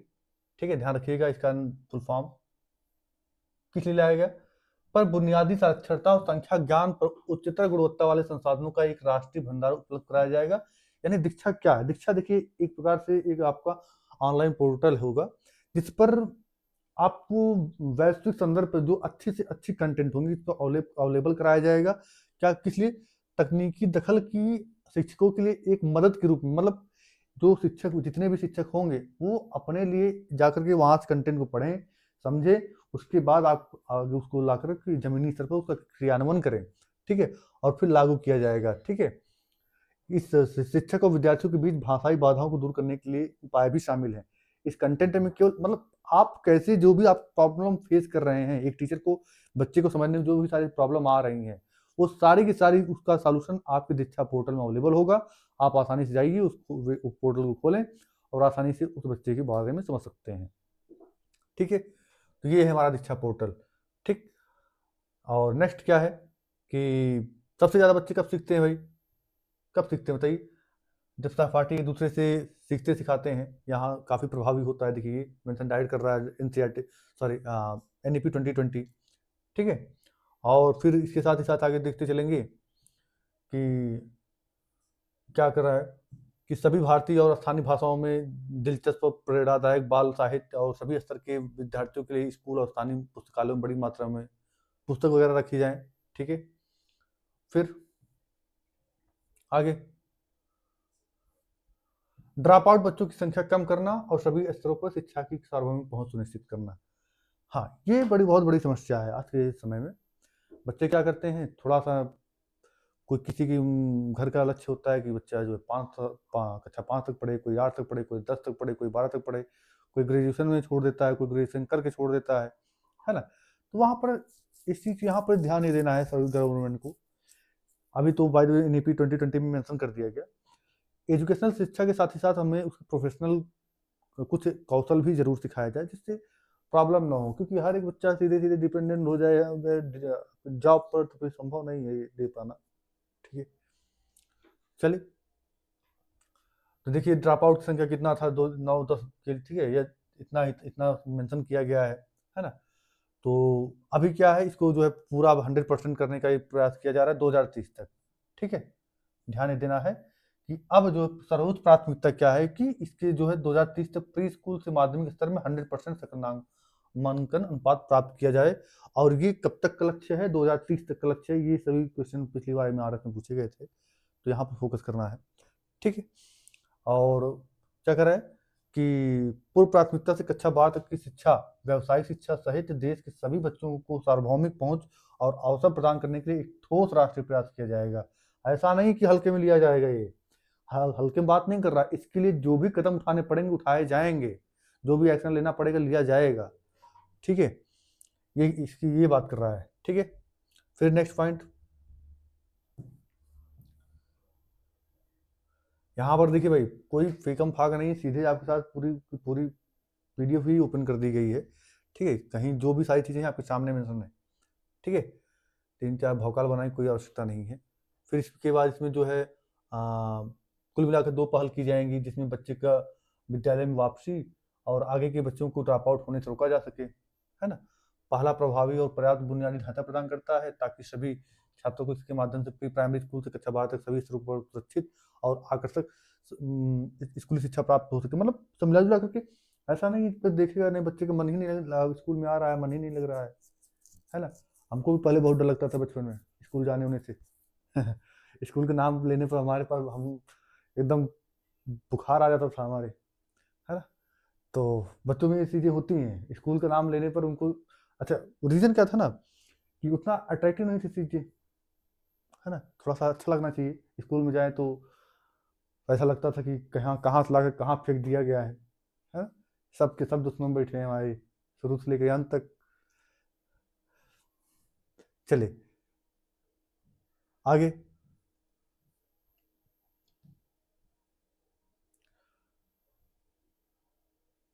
हाँ, कह रहा है कि जितने भी प्रवासी मजदूर के बच्चे हैं और विविध परिस्थितियों में स्कूल छोड़ने वाले बच्चों की मुख्यधारा शिक्षा में वापस लाने के लिए सिविल समाज के सहयोग से वैकल्पिक और नवीन शिक्षा केंद्र स्थापित किए जाएंगे।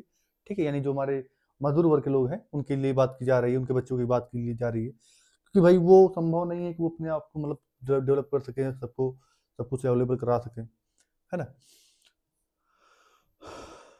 फिर नेक्स्ट क्या बात कर रहा है।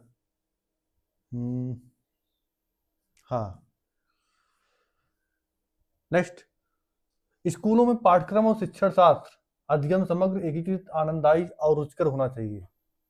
ये बहुत अच्छी बात कह रही है कि मतलब जो भी हमारे पास अधिगम है, आप ऐसा करिए एक बुक बनाइए, उसी बुक में क्या करिए थोड़ा सा कुछ उस कंटेंट का कुछ ऐसा प्रक्रिया हो, उसमें साइंस भी हो, उसमें सोशल साइंस भी हो, उसमें आपका जो है भाषा भी हो, उसमें आपका जो है न्यूमरल न्यूमरल एक्टिविटीज भी हो।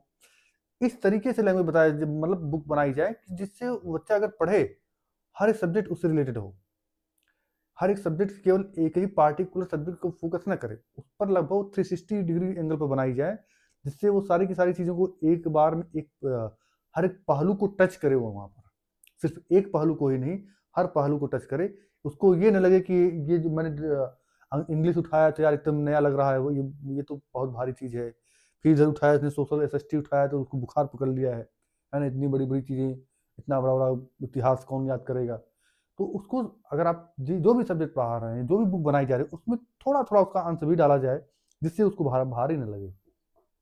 ठीक है, और साथ ही साथ थोड़ी सी रोचक होनी चाहिए, पढ़ने में मजा आना चाहिए, पढ़ने में पढ़ते चले जा रहे हैं, कोई मतलब ही नहीं निकल रहा है ना। फिर 5+3+3+4 के डिजाइन में स्कूल पाठ्यक्रम और शिक्षा शास्त्र को पुनर्गठित करना, अभी हमने जस्ट जिक्र क्या आया हुआ है ना। 3 से 8, फिर 8 से 11, 11 से 14, फिर 14 से 18, यानी ये 5 ईयर वाला है, ये 3 ईयर वाला है, फिर 3 ईयर वाला, ये फिर 4 ईयर वाला। ठीक है, ये सारी चीज़ें यहाँ पर सारी चीज़ें अब मेंशन की गई हैं, आप इसको आसानी से पढ़ सकते हैं, है ना। इसको आसानी से स्क्रीनशॉट ले लीजिएगा। ठीक है, तो देखिए पहला फाउंडेशनल स्टेज में क्या है, 2 भाग में, अर्थात आंगनबाड़ी प्री स्कूल 3 साल प्लस प्राथमिक स्कूल कक्षा 1 और 2 2 साल, फिर 3 से 8 वर्ष के बच्चों सहित इसमें ऐड किया गया है। फिर प्रिपरेटरी स्टेज कक्षा 3 से 5, 8 से 11 वर्ष के बच्चों के लिए। मिडिल स्कूल 6 से 8, 11 से 14 वर्ष के बच्चों के लिए। सेकेंडरी स्टेज 9 से 12, है ना, यानी जो फेज 2, इसमें जो है 9 से 12 तक के बच्चे आ जाएंगे, 14 से 18 साल के सभी। ठीक है, चलिए नेक्स्ट आगे बात करते हैं। हाँ, फाउंडेशन स्टेज में 5 वर्षीय लचीले बहुस्तरीय खेल गतिविधि आधारित आपका अध्ययन होना चाहिए, ये सबसे बड़ी चीज है। ठीक है, और फिर क्या कर रहा है, प्रिपरेटरी स्टेज 3 वर्ष की होगी, जो फाउंडेशनल स्टेज की खेल खोज और गतिविधि आधारित शिक्षा शास्त्रीय शैली में आगे, खास करके ज्यादा औपचारिक लेकिन संवादात्मक कक्षा में। औपचारिक तो होगी लेकिन एक थोड़ा सा व्यवहारिक तरीके से किया जाए, है ना, जिससे वो ये ना लगे कि भाई हम सीख रहे हैं, लेकिन उसको पता ना चले कि हमें सिखाया जा रहा है, उसको आनंद आना चाहिए, उसको अच्छा लगना चाहिए ना पढ़ने में। ठीक है, उसमें आप देखिए पढ़ने लिखने बोलने शारीरिक शिक्षा कला भाषा विज्ञान गणित सभी शामिल होंगे इसमें। ठीक है, फिर हाँ फिर क्या कर रहा है कि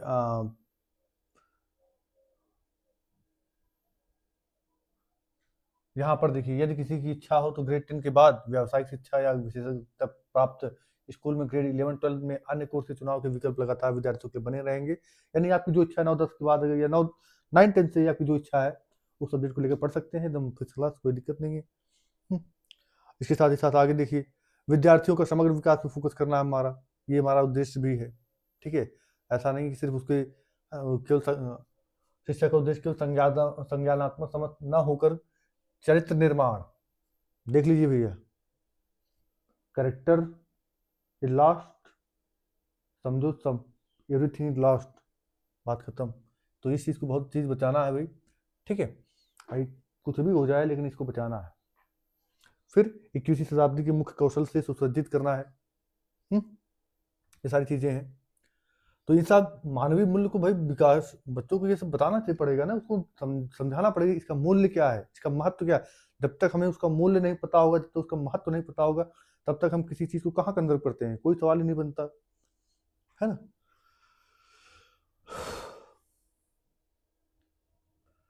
फिर आगे देख लेते हैं भाई, अनिवार्य अधिगम और आलोचनात्मक थिंकिंग को बढ़ावा देने के लिए पाठ्यक्रम का विषय वस्तु को कम करना।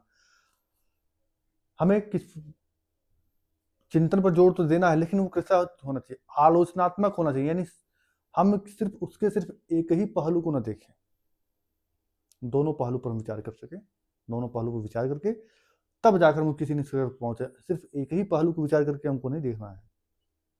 ठीक है, तो यहाँ पर उसी आलोचनात्मक चिंतन की बात कर रहा है बढ़ाने के लिए। ठीक है, आगे प्रायोगिक अधिगम होना चाहिए, सारी चीजें है ना प्रयोग करके सीखी जाए। ठीक है, ये देखिए इसमें क्या किया, जिसमें सीखने के रूप में आकलन का के लिए आकलन शामिल है। ठीक है, सीखने का आकलन, सीखने के लिए आकलन, है ना, इन पर फोकस करना है। ठीक है, आर्ट इंटीग्रेशन के लिए काम करना है, काफ़ी सारी चीज़ें। ठीक है, और भी सारी चीज़ें हैं, देखते चलिए। फिर कोर्स चुनाव के विकल्पों में लचीलापन। ठीक है भाई, कोर्स चुनाव करना है, हमारे पास होना चाहिए। अगर हमारे पास ऑप्शन ही नहीं कोई, तब तो पढ़ना ही पड़ेगा, है ना। जैसे हमें क्या है भाई, हमको बचपन से ही 2-3 सब्जेक्ट से बहुत जो है घिरा रहा है। घिरा क्या रहा है, मतलब लगाव नहीं रहा है ना। तो वहाँ पर क्या कंडीशन होती थी कि जब कि इसकी जगह पर और कोनो सब्जेक्ट मिल जाए लेकिन ये नहीं मिले, मन में ये रहता था कि और कोई भी सब्जेक्ट दे दो हमें, लेकिन ये ना दो हमको, है ना। लेकिन झेलना पड़ा, किसी तरीके से झेल झाल के आज चलना पड़ा आगे। ठीक है, तो आपके पास अब क्या है, अब बच्चों के साथ अन्याय नहीं होगा। अब बच्चे जो चाहेंगे वो वही पढ़ेंगे, उनकी जबरदस्ती नहीं है भैया। अगर आपको मन नहीं है मैथ पढ़ने का, छोड़ देना, कोई बड़ी बात नहीं। ठीक है, लेकिन हाँ 9-10 तक तो आपको पढ़ना ही पड़ेगा। फिर आगे बहुभाषावाद और भाषा की शक्ति, क्या करना है भैया, बहुभाषावाद को फोकस करना है और अपनी लैंग्वेज को भी ध्यान रखना है ना। खास करके अपने घर की भाषा और मातृभाषा को फोकस करती है। एनईपी 2020 बहुत ही ज़्यादा, मतलब इसका कुछ पासवर्ड हम बता दें आपको, भी लास्ट में बताएंगे, अभी नहीं, जिसको आप याद रखना। 2-3 वर्ड हैं, आप उसको याद करेंगे तो लगभग 90% काम हो जाएगा, अगर फैक्चुअल क्वेश्चन नहीं पूछा जाएगा तो। ठीक है, नेक्स्ट आगे, जैसे कि अनुसंधान स्पष्ट रूप से दिखाते हैं कि बच्चे 2 और 8 वर्ष की आयु में बहुत जल्दी भाषा सीखते हैं। ये ध्यान रखिएगा, ये सभी लाइन बहुत ही इंपॉर्टेंट हैं, इसीलिए मैं पूरा मैं नहीं निकाल के लाया हूँ कि भैया इंपॉर्टेंट लाइन निकाला जाए, छांटा जाए।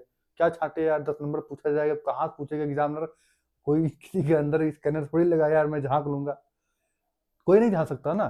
तो पढ़ना पड़ेगा हमें, लाइन टू लाइन पढ़नी पड़ेगी भाई। कितना भाई, 100-150 पेज का है, आसानी से पढ़ा जा सकता है, कोई बहुत बड़ी बात नहीं है।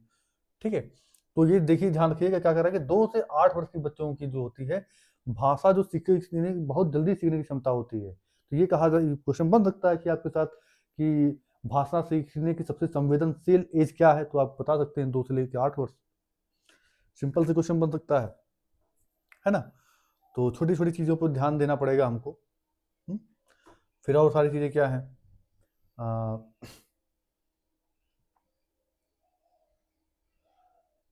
जितना हो सके इंटरेस्टिंग बनाने का प्रयास करें। ठीक है, भाषा शिक्षण को लोकप्रिय बनाने के लिए तकनीकी का उपयोग किया जाए। ठीक है, सब मिला जुला करके। फिर संवैधानिक प्रावधानों तक जो पहुंचाना है, ठीक। और सारी चीज़ें इसमें फिर क्या कह रहा है कि भारत की भाषाएं दुनिया में सबसे समृद्ध एवं सबसे वैज्ञानिक, सबसे सुंदर और सबसे अधिक अभिव्यंजक भाषा में से एक है, जिनमें प्राचीन और आधुनिक साहित्य, गद्य और कविता दोनों के विशाल भंडार हैं देखने को मिलती है। ये सच्चाई है, इसमें कोई बचाने की जरूरत नहीं। ये हमारी धरोहर भी है, हमारी राष्ट्रीय पहचान भी, हमारी धरोहर भी है, ठीक है। और ये अनुशंसा करती है कि राष्ट्रीय एकीकरण की दृष्टि से सभी युवा भारतीयों को अपने देश की भाषाओं के विशाल और समृद्ध भंडार को, इनके साहित्य के खजाने के बारे में जागरूक करना पड़ेगा। भाई जाहिर सी बात है, जब तक हमें जागरूक नहीं करेंगे, जब तक कोई कैंप नहीं चलाया जाएगा, कैसे पता चलेगा, है ना। तो इसके लिए क्या किया जाएगा भाई, इस प्रकार देश में प्रत्येक विद्यार्थी पढ़ाई के दौरान द लैंग्वेज ऑफ इंडिया पर एक मजेदार प्रोजेक्ट गतिविधि में भाग लेना। उदाहरण के लिए 6 से 8 में एक भारत और श्रेष्ठ भारत की पहल, इस प्रोजेक्ट को जो है अधिकांश रूप में प्रमुख भारतीय भाषाओं की उल्लेखनीय एकता के बारे में जानेंगे। तो सरकार मतलब ये कह रही है कि एक भारत श्रेष्ठ भारत की एक पहल चलाई जाएगी। इसमें क्या किया जाएगा, हमारी जो मल्टी लैंग्वेज का उद्देश्य है, इसमें हम बच्चों को सिखाने का प्रयास करेंगे, ठीक है। फिर और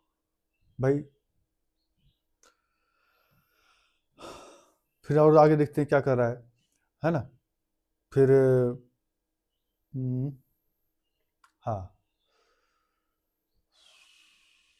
शास्त्रीय, देखिए शास्त्रीय भाषा कौन कौन से हैं, आप ये देख लीजिएगा। तमिल है, तेलुगु हो गया, कन्नड़ हो गया, मलयालम हो गया, उड़िया हो गए। ये सभी आपके कहाँ से हैं, ये सभी के सभी आपके शास्त्रीय भाषा हैं, ठीक है।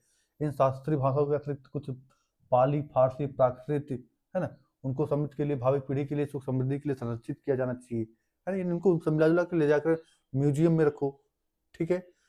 और ये ध्यान रखिएगा शास्त्रीय भाषा कौन कौन सी हैं, ठीक है। पूछे जाएंगे तो फिर होश उड़ जाता है भाई अचानक से। फिर आगे, भारतीय भाषाओं और अंग्रेजी में उच्चतर गुणवत्ता वाले कोर्स को अलावा विदेशी भाषाओं में भी रखा जाए, ठीक है। भाई जो कुछ बच्चे अदर लैंग्वेज में पढ़ना चाहते हैं, है ना, उनको अलग लैंग्वेज पसंद है, जैसे फ्रेंच हो गया, थाई हो गई, जर्मन हो गई, स्पेनिश, पुर्तगाली, रूसी, है ना, बहुत सारी चीज़ें हैं। फिर भारतीय साइन लैंग्वेज, ये देखिए यहाँ पर ये कह रहा है कि भारतीय साइन लैंग्वेज यानी ISL को देश भर में मानकीकृत किया जाएगा और राष्ट्रीय और राज्य पाठ्यक्रम सामग्री विकसित की जाएगी, जो बधिर विद्यार्थियों द्वारा उपयोग की जाएगी। ध्यान रखिएगा, ठीक है।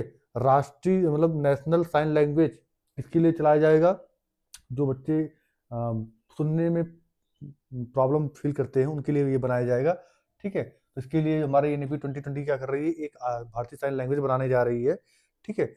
और ये किसके लिए यूज किया जा रहा है, जितने भी हमारे बधिर बच्चे हैं, विद्यार्थी हैं, उनके लिए होगा, ठीक है। और जहाँ संभव और प्रासंगिक हो वहाँ स्थानीय सांकेतिक भाषाओं का सम्मान किया जाएगा, उन्हें सिखाया जाएगा, ठीक है। क्योंकि भाई जो सुनने से थोड़ा सा कम सुन सकते हैं, भाई उनको हम सांकेतिक भाषा से ही बता सकते हैं, है ना, या फिर लिख बता सकते हैं, और कोई रीजन है नहीं, क्योंकि सुन सकते नहीं वो। फिर अनिवार्य विषयों, कौशलों और क्षमताओं का शिक्षा क्रमी एकीकरण, ठीक है। जितना हो सके मतलब उनके कौशल वगैरह को ज़्यादा से ज़्यादा सिखाया जाए, है ना, उनको ज़्यादा उसके फिटनेस वगैरह पर काम किया जाए, कंप्यूटेशनल चिंतन पर वर्क किया जाए, ठीक है। समसामयिक यानी जनरल अवेयरनेस पर भी फोकस किया जाए, ठीक है।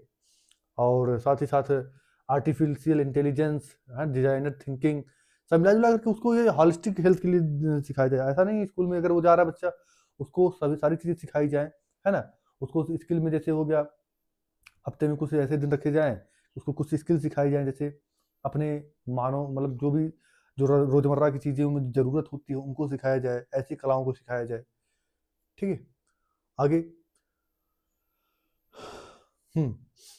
और गणित को भी हल्के में नहीं लेना चाहिए भाई, है ना। गणितीय सोच जो है भारत के भविष्य के लिए बहुत अच्छी चीज है, ठीक है। फिर आगे क्या कह रहा है कि प्रत्येक विद्यार्थी 6 से और 8 के दौरान राज्यों और स्थानीय समुदायों द्वारा तय किए गए स्थानीय कुशल आवश्यकताओं द्वारा मैपिंग के अनुसार एक आनंददायी कोर्स करेगा, जो कि महत्वपूर्ण व्यावसायिक शिल्प जैसे कि बढ़ईगिरी, बिजली का काम, धातु का काम, बागवानी, मिट्टी के बर्तनों के निर्माण आदि का एक जायजा देगा और अपने हाथों से काम करने का अनुभव प्रदान करेगा। ये क्या कर रहा है, मतलब बहुत अच्छी बात कर रही है।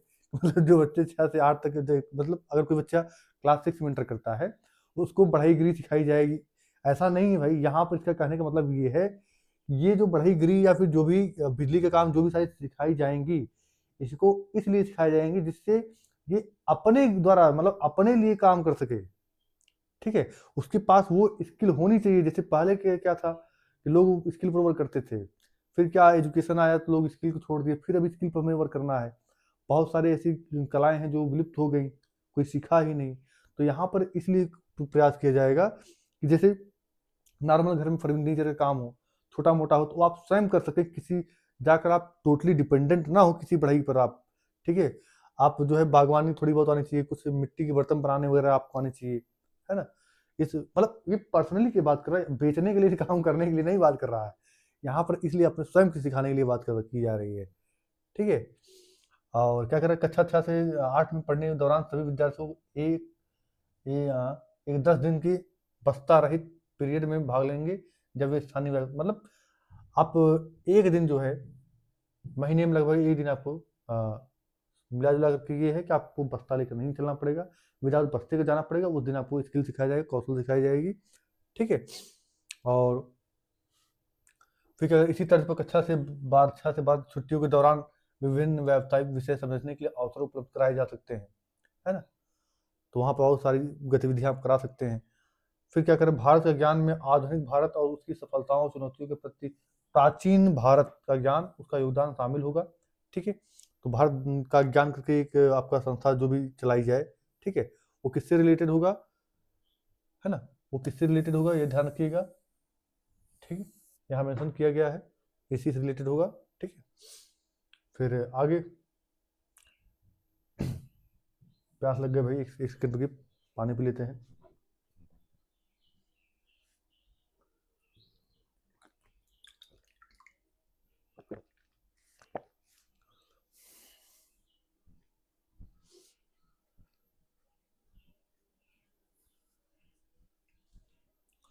चलिए, फिर क्या कर रहा है, विद्यार्थियों को कम उम्र में सही को करने के महत्व को सिखाया जाएगा।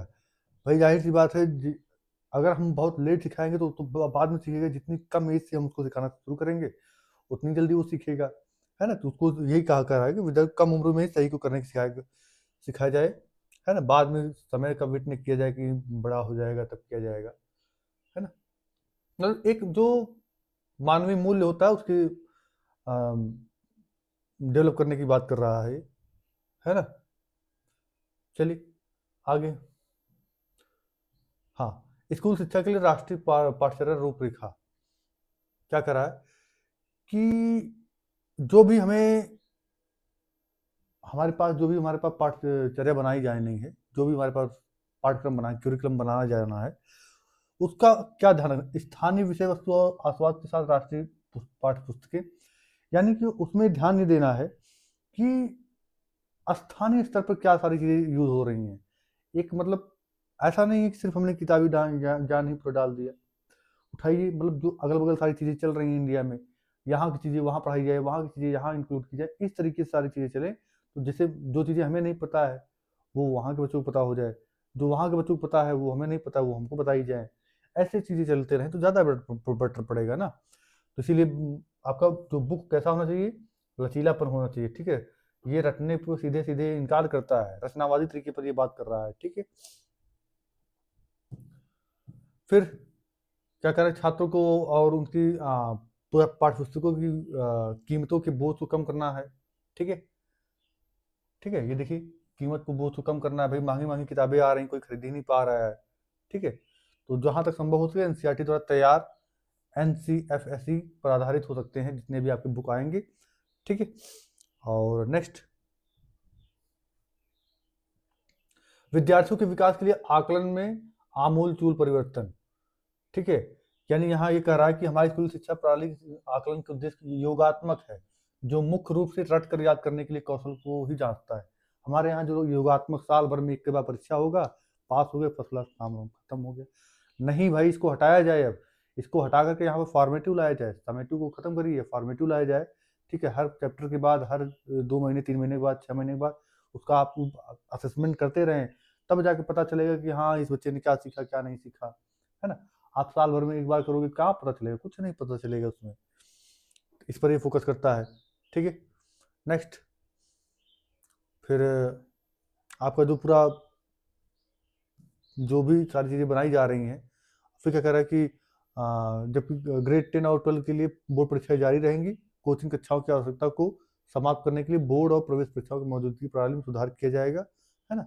अभी देखिए बहुत सारी कोशिश की जा रही है कि कोचिंग पर निर्भरता कम हो, बच्चे आजकल कहाँ कोचिंग पर ज़्यादा डिपेंडेंट है, उस पर कम किया जाए, ठीक है।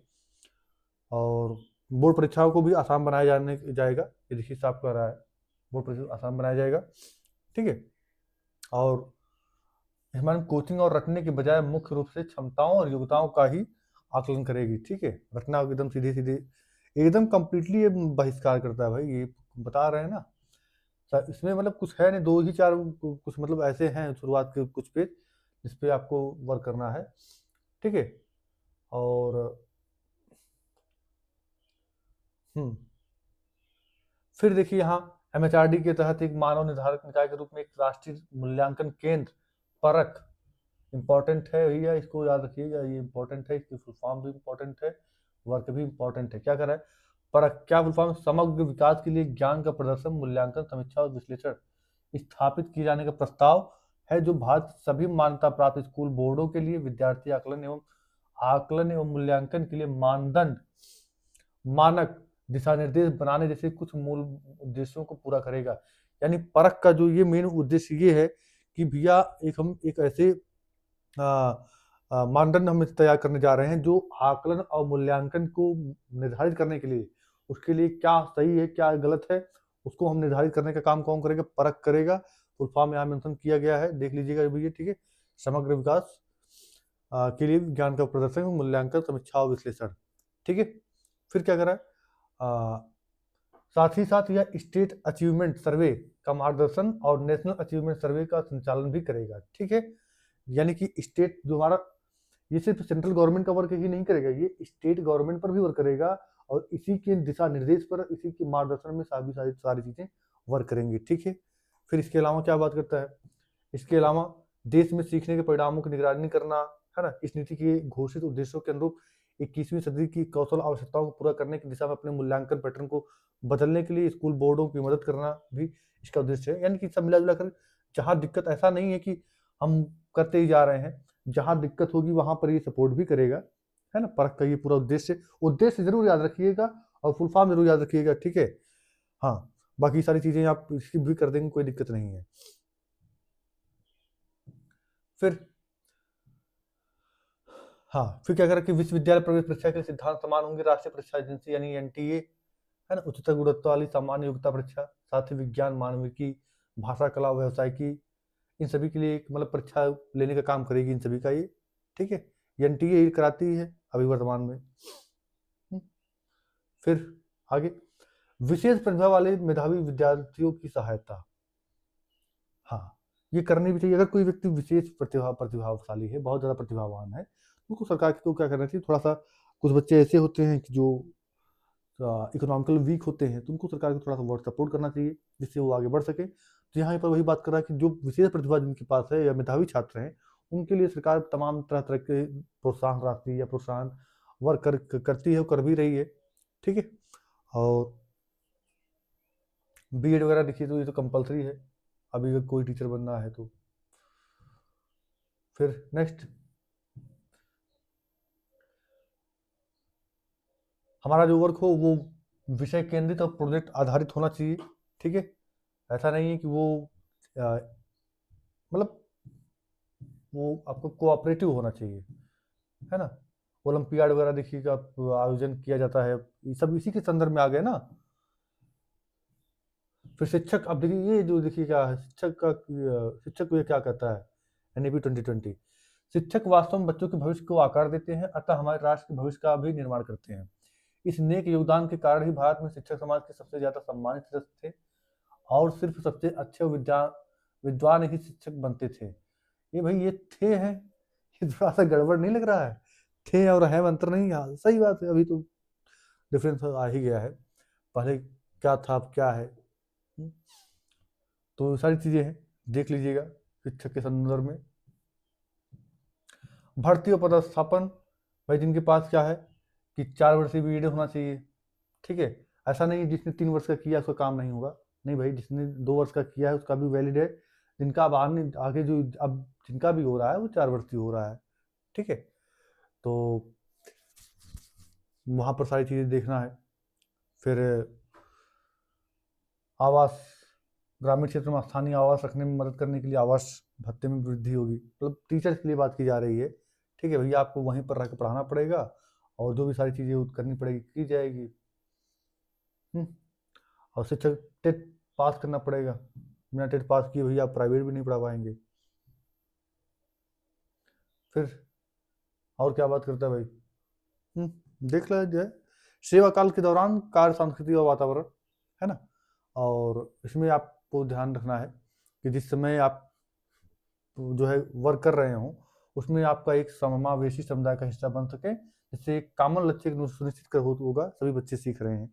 वहाँ पर आप तब एक चीज़ डिसाइड कर पाएंगे कि बच्चे सीख रहे हैं कि नहीं सीख रहे हैं, ठीक है। जब तक हमारा कोई लक्ष्य ही नहीं होगा तब तक हम कैसे कोई चीज़ डिसाइड करेंगे, ठीक है। फिर और देखा जाए भाई, है ना। हाँ, सतत व्यावसायिक विकास यानी सीपीडी, शिक्षा को खुद खुद में सुधार करने के लिए और पेशे से संबंधित आधुनिक विचार और नवाचार को बढ़ावा देना पड़ेगा। भाई अगर हमें शिक्षा में, विचार में बदलाव लाना है तो उसमें हमें एक नई चीज़ें यानी नवाचार को बढ़ावा देना ही पड़ेगा। विदाउट हम नवाचार के उसमें कुछ नई चीज़ें हम ऐड ही नहीं कर पाएंगे, ठीक है। और आप उसमें काम करते रहें। प्रत्येक शिक्षक से अपेक्षित होगा कि वह स्वयं के व्यावसायिक विकास के लिए स्वेच्छा से प्रत्येक मतलब 50 घंटों की सीपीडी कार्यक्रम में हिस्सा लें। आप सोच लीजिए साल भर में कम से कम 50 घंटा आपको इसमें सीपीडी यानी सतत व्यावसायिक विकास में आपको भाग लेना पड़ेगा, ठीक है। ये अपेक्षित है, क्या कर रहा है, स्वेच्छा से, ठीक है। ये जब मतलब ये थोपा नहीं जा रहा है, उनकी इच्छा के ऊपर डिपेंड किया गया है, ठीक है। फिर आगे करियर मैनेजमेंट और प्रगति, ये सारी चीजें भी हो गई।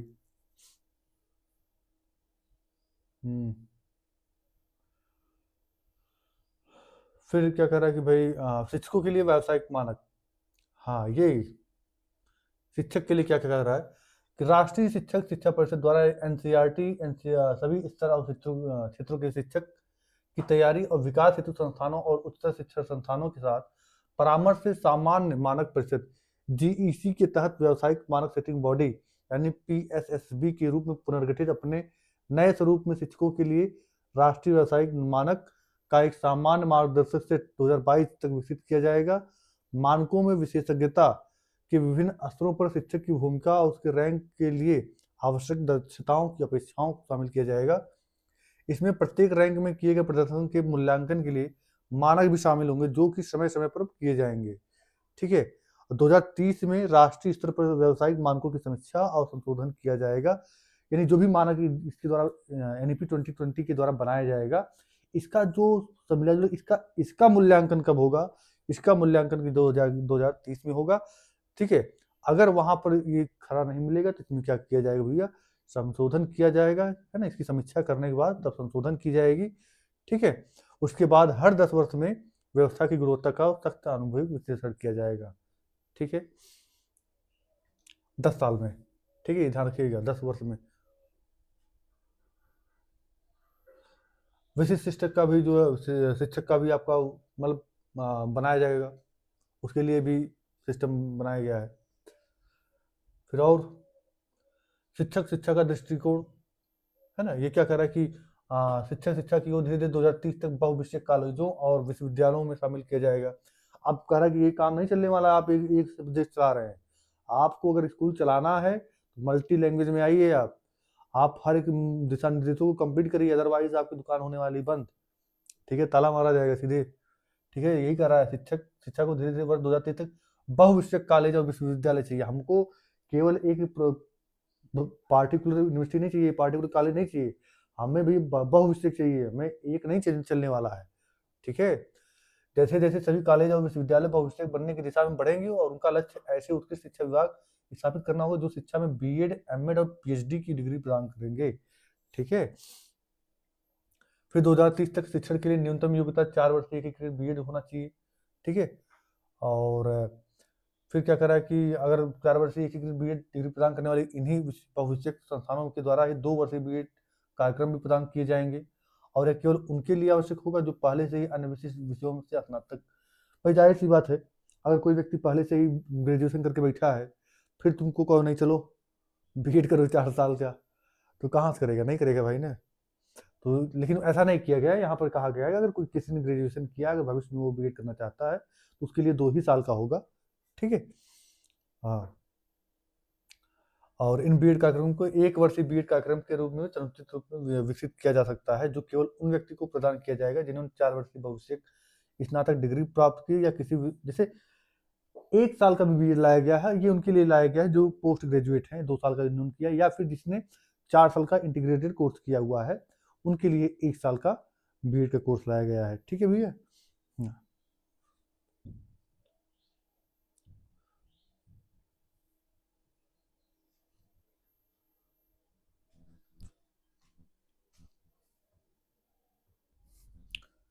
ठीक है भैया।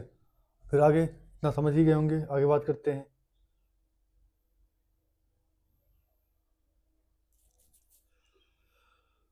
फिर आगे देखते हैं भविष्य कॉलेजों का। भाई ठीक है, ये तो बात कर लिया हमने।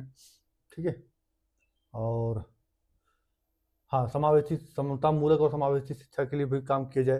ठीक है। समावेशी मतलब होता है सभी बच्चों को, ऐसा नहीं है कि स्कूल में अभी जो भी स्कूल बनेंगे या जो भी कॉलेज बनेंगे उस इसको ध्यान में समावेशी शिक्षा को ध्यान में रख के बनाए जाएंगे। क्यों? क्योंकि भाई आने वाले समय में क्यों सिर्फ एक ही टाइप के बच्चे थोड़े होंगे कि स्कूल में भाई हर टाइप के बच्चे आ सकते हैं और हर टाइप के बच्चे एक ही स्कूल में पढ़ेंगे, अलग अलग स्कूल के लिए उनके लिए नहीं बनेगा।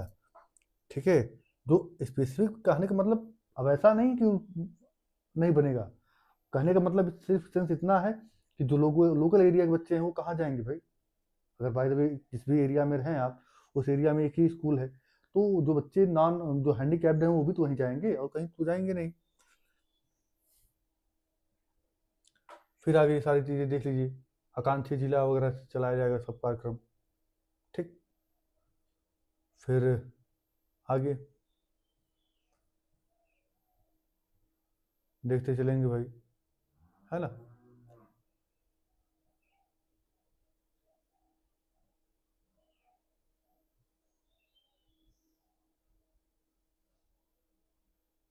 हाँ, ये देखिए यहाँ इसको ध्यान दीजिएगा।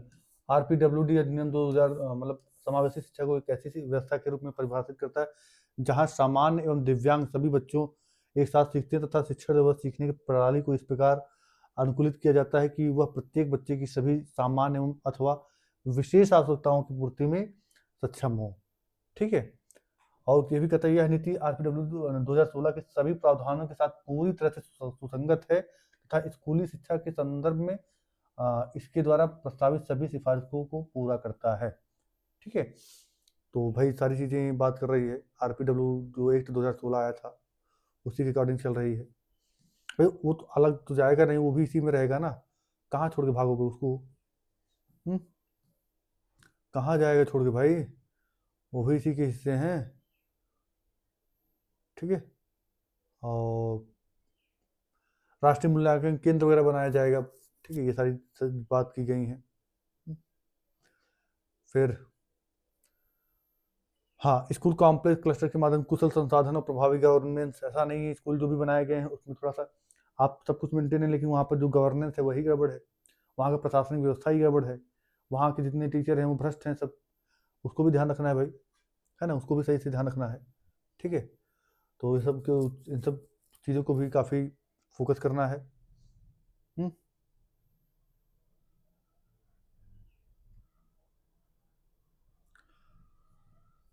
हम्म। फिर देखिए क्या करा कि 2025 तक जितने भी स्कूलों के समूह बनाने उनकी संख्या को समुचित रूप देने के लिए नवीन प्रक्रिया अपनाकर समाधान किया जाएगा। ठीक है। और कला संगीत के लिए भी वर्क किया जाएगा, हर स्कूल में पर्याप्त संसाधन बनाया जाएगा। ठीक है। शिक्षक छात्रों को स्कूलों मतलब अलगाव को दूर करने के लिए समुदाय को एक साथ समझ बनाकर संयुक्त व्यावसायिक विकास कार्यक्रम चलाया जाएगा, है ना। भाई जो भी एक शिक्षक और छात्र के बीच जो दूरी रहती है उसको कम करने का प्रयास किया जाएगा, है ना। जैसे नहीं होता है मास्टर साहब भैया जो है, हम लोग के समय में बड़ी दिक्कत होती थी भाई। डर लगता था कि कहीं मास्टर साहब फार्म में बैठे ना हो आज, वो तो धमाधम पीटना शुरू करते थे बिना सोचे समझे। चले आगे।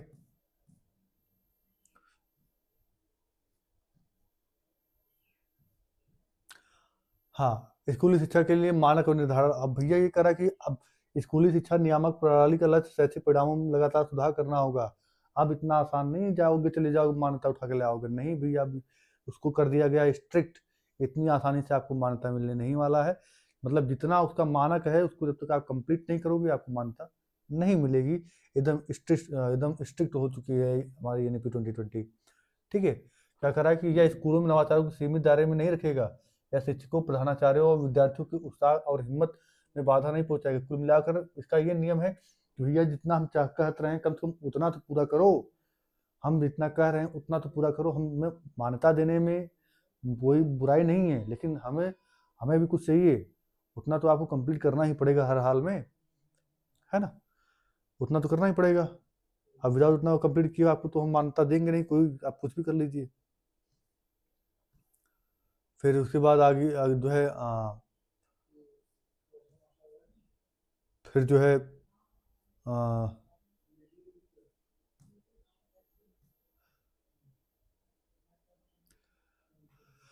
नाम हम तो बदल। अच्छा, हमारा एक क्वेश्चन आप बताइएगा, इसी में मेंशन करिएगा कि पूरे हमारे जीडीपी का कितना % खर्च किया जाएगा हर साल। अब देखिए उच्चतर शिक्षा पर हम आ गए हैं, है ना।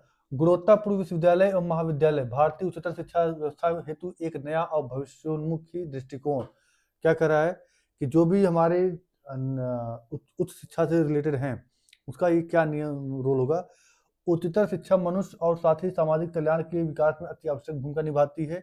जैसा कि हमारे संविधान भारत को एक लोकतांत्रिक, न्यायपूर्ण, सामाजिक रूप से सचेत, सांस्कृतिक और मानवीय राष्ट्र जहां सभी के लिए न्याय, स्वतंत्रता, समानता, भाईचारे का भाव हो, एक ऐसे राष्ट्र के रूप में विकसित करने की परिकल्पना की गई है।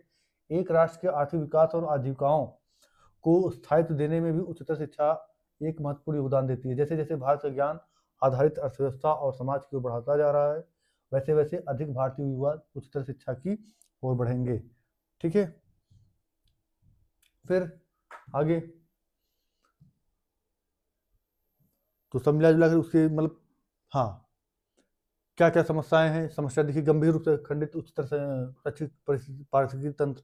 अभी स्कूल में जाइए देखिए कितने विश्वविद्यालय ऐसे हैं खंडहर तरफ पड़े हैं, कोई मतलब बन तो गया है उसकी साफ सफाई कुछ नहीं होना ही नहीं है। फिर संज्ञानात्मक कौशल के विकास और सीखने के परिणामों पर कम बल, है ना। वहाँ पर जाएंगे लेक्चरर साहब आएंगे बस बांध के चल दिए, उनको कोई मतलब नहीं है आप पढ़े कि नहीं पढ़े हैं। ठीक है, फिर क्या कर रहा है कि विज्ञान विषयों का एक कठोर विभाजन, है ना। विषय दे दिया, खूब मोटी, इतनी मोटी किताब बढ़िया बना पकड़ा के दी गई, लो पकड़ो। देखने के बाद बच्चा ऑलरेडी देख करके हद से जाएगा, वो पढ़ेगा क्या, है ना। उसके अंदर ऑलरेडी देख के फिर बैठ जाता है। एक किताब इतनी मोटी, एक किताब मतलब पकड़ा दी इतनी ज्यादा किताब, वो कहेगा इतना बोरिया बिस्तर बांधो चलो घर। फिर क्या कर रहा है, सीमित पहुंच, सबकी तक पहुंच भी नहीं है। मतलब अच्छा एजुकेशन सबके तक पहुंच ही नहीं पा रहा है। और सब अगर है तो वहाँ लैंग्वेज प्रॉब्लम आ जा रही है। अब भैया जैसे कोई व्यक्ति है, कोई बच्चा है, वो अंग्रेजी में नहीं आता उसको पढ़ने, और अगर वो करना चाहता है बीएससी नहीं कर पा रहा है, क्योंकि उसको अंग्रेजी नहीं आ रही है ना। तो यहाँ पर ये देखिए महाविद्यालय में जो स्थानीय भाषाओं में पढ़ाते हैं, है ना। तो थोड़ा सा इन सब चीज़ों को भी ध्यान पड़ेगा। और सीमित शिक्षक किया जाए, कम से कम जितना मानक है, अगर 10 क्लास है तो 10 तो चाहिए ही चाहिए। ठीक है, तो ये सारी इसकी कमियां दी गई हैं विश्वविद्यालयों की। ठीक है, बहुत सारे संबंध विश्वविद्यालय जिनके परिणाम स्वरूप और शिक्षा के निम्न मानक हैं। ऐसे ऐसे महाविद्यालय हैं जिनका मानक चल तो रहे हैं लेकिन उनके पास मान्यता ही नहीं है। इनसे उनसे कांटेक्ट करके इस तरीके से चलाए जा रहे हैं, है ना। महाविद्यालय भी है, विद्यालय भी है जो दूसरे के मतलब कॉन्टेक्ट से जो उनमें चल रहे हैं। ठीक है, लेकिन अभी जो है एनईपी 2020 एकदम सख्त है भाई। 2030 तक आपको हर हाल में करना पड़ेगा, नहीं तो आपकी दुकान बंद, शटर गिरने वाला है एकदम साफ। फिर क्या क्या परिवर्तन किया गया है देख लेंगे, है ना। यहाँ उच्चतर शिक्षा व्यवस्था की ओर बढ़ना, जिसमें विशाल बहुविषयक विश्वविद्यालय और महाविद्यालय हों, जहाँ प्रत्येक जिले में या उसके पास कम से कम एक और पूरे भारत में अधिकतर HEI ऐसे ही हों, है ना। हायर एजुकेशन की बात कर रहा है, जो स्थानीय भाषाओं में शिक्षा या कार्यक्रम का माध्यम, कम से कम कहने का मतलब ये है, हर जिला में कम से कम मिनिमम एक विश्वविद्यालय मतलब महाविद्यालय तो अवश्य होना चाहिए। और वो महाविद्यालय वहाँ के परिवेश, वहाँ की भाषा को ध्यान में रख के बनाया जाए, मतलब वहाँ पर क्या लैंग्वेज चल रही है, कैसी चल रही है, उस लैंग्वेज को भी ध्यान में रखा जाए, ठीक है। फिर और अधिक बहुविषयक स्नातक शिक्षा की ओर बढ़ना, ऐसा नहीं केवल एक ही विषय नहीं, आप बहुत सारे विषयों को लेकर चलिए, जिसमें से जो जिसका मन करे वो अपना लेकर पढ़े। फिर संकाय संस्थागत स्वायत्तता की ओर बढ़ना, ठीक है। फिर ये सारी चीजें यहाँ मेंशन की गई हैं, देख लीजिए। सहकर्मी द्वारा समीक्षा की गई उत्तम अनुसंधान और विश्वविद्यालयों और कॉलेजों में सक्रिय रूप से अनुसंधान की नींव रखने के लिए राष्ट्रीय अनुसंधान फाउंडेशन यानी NRF की स्थापना की जाएगी, है ना। ध्यान रखिएगा इस सारी चीज़ों को, ठीक है। और सारी चीज़ें यहाँ पर मेंशन की गई हैं। ODL मुक्त दूरस्थ शिक्षा, ये भी चलाया जाएगा, ये भी अभियान चलाया जाएगा, ठीक है। अब और नेक्स्ट क्या है, संस्थागत पुनर्गठन और समेकन, है ना। जो सारी चीज़ें हैं, है ना, संस्थागत मतलब कि जो भी हमारे पास पहले से चल रही हैं उनको पुनर्जीवित किया जाए, उनको सही से फिर से थोड़ा सा भाई उस पर खर्चा वर्चा करके थोड़ा सा उसको मेंटेन किया जाए, फिर से उसको चलाने का प्रयास किया जाए सही तरीके से, है ना। फिर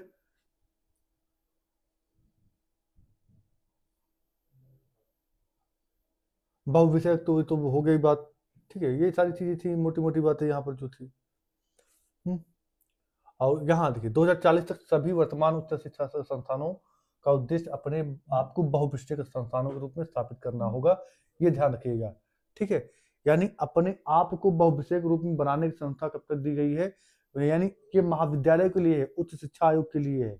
उधर हमने देखा वहां पर 2030 तक था उन लोगों के लिए, लेकिन इन लोगों के लिए कब तक का समय दिया गया टारगेट, 2040 तक आपको हर हाल में करना ही पड़ेगा, ठीक है।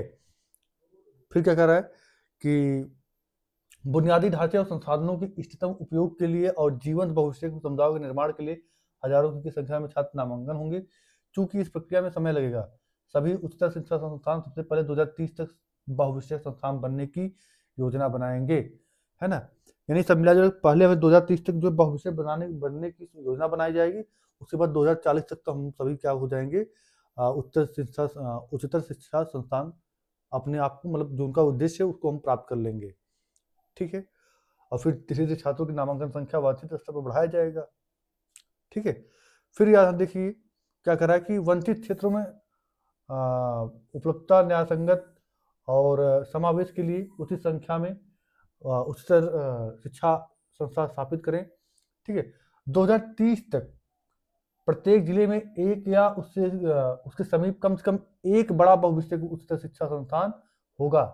यानी 2030 तक ये कहा जा रहा है कि जितने भी हमारे जितने जिले हैं, कम से कम उसमें या उसके करीब एक शिक्षा संस्थान जरूर बनाया जाएगा, है ना।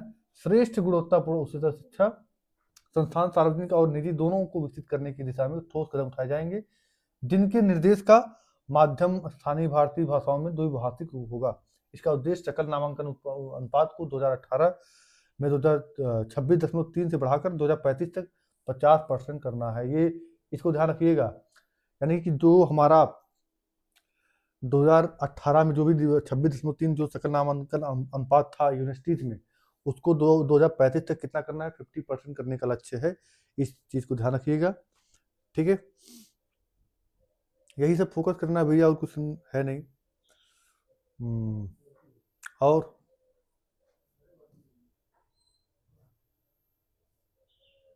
और देख लिया जाए समग्र भविष्य की शिक्षा की ओर तो देखा ही गया, अभी वही चीजें हैं।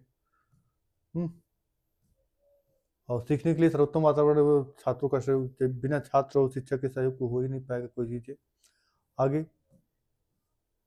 अंतर्राष्ट्रीय, हाँ, शिक्षा को अंतर्राष्ट्रीयकरण करना है ना। यानी कि इसका ये कह रहा है कि भारत में पढ़ने वाले अंतर्राष्ट्रीय छात्रों की संख्या भी बढ़ाया जाना है, और यह भारत में रह रहे उन छात्रों को ऐसे अवसर दिलाएगी जो विदेश के संस्थानों में शोध करने, क्रेडिट स्थानांतरित करने, इसके बाहर शोध करने की इच्छा रखते हैं। यानी कि जब हमारे पास जब फॉरेनर्स आएंगे, मतलब बाहर के बच्चे पढ़ने आएंगे, उनसे हमें बहुत सारी चीज़ें सीखने को मिलेगा, है ना। तो इन सब चीज़ों पर भी फोकस करना हमारा लक्ष्य है, ठीक है। और फिर क्या कर देखेंगे, छात्र गतिविधि और भागीदारी, है ना, इन दोनों की जो है तत्परता दोनों की चाहिए। छात्रों के लिए वित्तीय सहायता, है ना, खास करके देखिए आ, जो अनुसूचित जाति हो गए, यानी SC ST के लिए बात की जा रही है, या फिर अन्य पिछड़ा वर्ग के लिए, है ना, या आर्थिक रूप से जो कमजोर है उनके लिए बात की जा रही है, ठीक है। प्रेरित, सक्रिय और सक्षम संकाय, भाई उनको प्रेरित किया जाए, उनको सक्रिय किया जाए। ऐसे का भाई कहने से नहीं होगा, करने से होता है ना। अगर ये सारी चीजें, जैसे हमने कहा कि चलो भैया ठीक है कह दिया हो गया, कहने से नहीं होगा, करना पड़ेगा, है ना। नहीं तो बड़ी लंबी लंबी फेंक करके बैठे हैं, उसके बाद फिर कोई एक्शन ही नहीं है उस पर।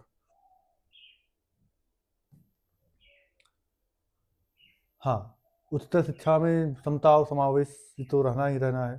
हम्म? अभी देखिए सरकार के द्वारा जो कदम उठाए जा रहे हैं, SEDG की शिक्षा के लिए समुचित सरकारी निधि का निर्धारण किया जाएगा। उत्तर GER तथा SEDG के लिए स्पष्ट लक्ष्यों का निर्धारण किया जाएगा। फिर जेंडर संतुलन पर बात की जाएगी, है ना। फिर जितने भी जिले हैं उसमें जो गुणवत्तापूर्ण उच्चतर शिक्षा का जो संस्थान बनाया जाएगा, ठीक है। फिर क्या कह रहा है कि गुणवत्ता युक्त शिक्षा संस्थान का निर्माण करना, है, जो भारतीय भाषाओं में या द्विभाषी के रूप में कराया जाए। फिर सार्वजनिक और निजी दोनों की तरह के उच्चतर शिक्षा संस्थानों में SEDG को अधिक वित्तीय सहायता और छात्रवृत्ति प्रदान किया जाए। भाई चाहे प्राइवेट कॉलेज हो चाहे गवर्नमेंटल हो, है ना, वहाँ जो बच्चे पढ़ रहे हैं उनको जो है टोटल स्कॉलरशिप प्रोवाइड कराई जाए, है ना। बेहतर भागीदारी और सीखने के परिणामों के लिए प्रौद्योगिकी का निर्माण किया जाए, सारी चीजें बात। हम्म, और इनके द्वारा जो कदम उठाए जा रहे हैं ये देखिए यहाँ मेंशन किए गए हैं। हम्म, क्या करें कि सामाजिक आर्थिक रूप से वंचित छात्रों को अधिक वित्तीय सहायता और छात्रवृत्ति प्रदान करना है। फिर क्या भाई जो कमजोर बच्चे हैं उनको भाई आर्थिक मतलब पैसे भी प्रोवाइड कराया जाए। फिर उच्चतर शिक्षा के अवसरों और छात्रवृत्ति से जुड़ी जागरूकताओं के लिए प्रचार प्रसार करना है। फिर प्रवेश प्रक्रिया को अधिक समावेशी बनाना है ना। ऐसा नहीं है हमारे यहाँ जैसे बड़े बड़े स्कूल है, जाइए ऐसा है कि आपका बच्चा पढ़ने में कमजोर है, हम एडमिशन नहीं लेंगे, होता है, देखा भी गया है कई बार, है ना। तो सीधे मना करते हैं, नहीं भाई हमारे यहाँ से पैसे बच्चे लिए जाएंगे, ऐसा। अरे दौड़ा के मारे जाओगे तुम लोग, तब तुम लोग एडमिशन लोगे, ठीक है। फिर पाठ्यक्रम को अधिक समावेशी बनाना, ठीक है। भाई जो भी हमारा पाठ्यक्रम बनाया जाए वो इस तरीके से बनाया जाए कि सभी लोग उसको समझ सकें, ठीक है। चाहे वो मतलब अगर थोड़ा बहुत वो हैंडीकैप व्यक्ति है तो उसको समझ सके आसानी से, ठीक है। और स्कूल का ढांचा भी बढ़िया होना चाहिए, है ना। सारी चीज़ें वहाँ पर अवेलेबल होनी चाहिए, ये सारी चीज़ें। फिर अध्यापक शिक्षा की बात देखिए यहाँ पर की गई है ना। भाई इनके लिए भी बहुत सारी चीज़ें की गई हैं कि भैया ऐसा है कि आपको एक टीम के रूप में निर्माण में अध्यापक शिक्षा भूमिका निभाता है। शिक्षकों को तैयार करना एक ऐसी प्रक्रिया है जिसके लिए बहुविषयक दृष्टिकोण और ज्ञान की आवश्यकता है, ठीक है। बेहतरीन मेंटरों के निर्देशन में मान्यताओं मूल्यों के निर्माण के साथ ही उनके अभ्यास की भी आवश्यकता होती है। यह सुनिश्चित किया जाना चाहिए कि अध्यापक शिक्षा और शिक्षण प्रक्रियाओं से संबंधित अद्यतन प्रगति के साथ ही साथ भारतीय मूल्यों, भाषाओं, ज्ञान और लोकाचार, परंपरा, जनजाति परंपराओं सहित के प्रति भी जागरूक रहे। मतलब शिक्षक मिला जुला करके ये है कि भैया तुमको सब कुछ आपको जानना पड़ेगा, हर एक चीज़ को आपको जानना पड़ेगा, ठीक है। आपको मतलब आपका जो है राह आसान होने वाला है नहीं, क्योंकि भैया आपको समाज का आधार माना जाता है। हम्म, चलिए।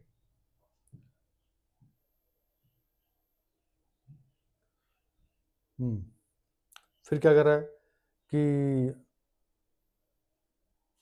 वर्ष 2030 तक केवल शैक्षिक के रूप से सुदृढ़ एवं बहुविषयक और एकीकृत अध्यापक शिक्षा कार्यक्रम ही कार्यान्वित होंगे, ठीक है भैया। आपको एकदम बढ़िया, जो भी अगर शैक्षिक मानदंड को कंप्लीट नहीं कर पा रहे हैं भैया उनको हटाया जाएगा एकदम, है ना।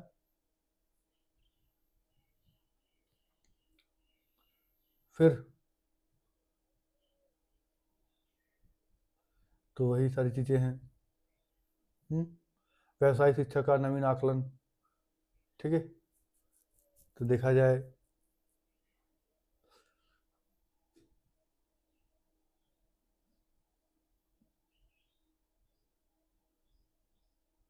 अब देखिए हमारे यहाँ औपचारिक है ना, औपचारिक व्यवसायिक शिक्षा कितने परसेंट लोगों केवल 5% से भी कम लोग प्राप्त किए हैं। वहीं अमेरिका में देखिए 52%, जर्मनी में 75%, है ना। अब बताइए हमारे यहाँ महान है सब।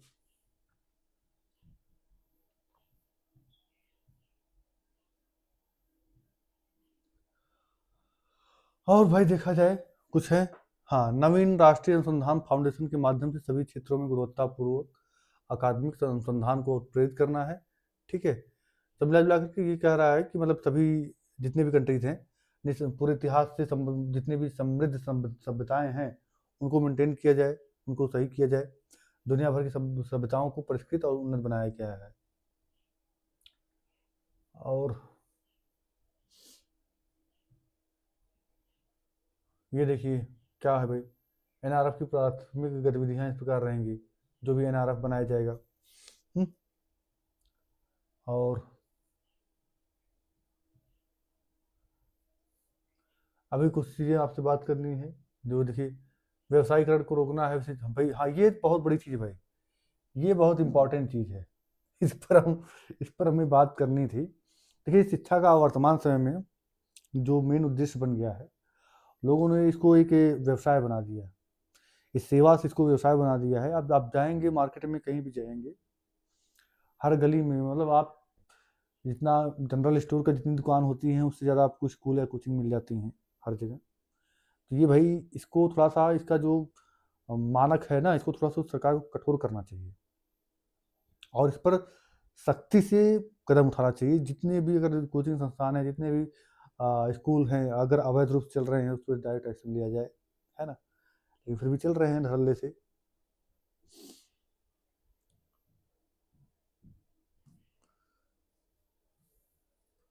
भाई जितने उच्चतर संस्थान हैं उसमें जो है प्रभावी प्रशासन होना चाहिए, नेतृत्व होना चाहिए, है ना। पता चला हमारे यहाँ मतलब विश्वविद्यालय है, उसमें जो है कोई प्रशासन का नाम की कोई चीज़ ही नहीं है, रोज लड़ाई झगड़ा हो रहा है अन्य केंद्रीय विचाराधीन मुद्दे में, जैसे व्यवसायिक शिक्षा वगैरह हो गए।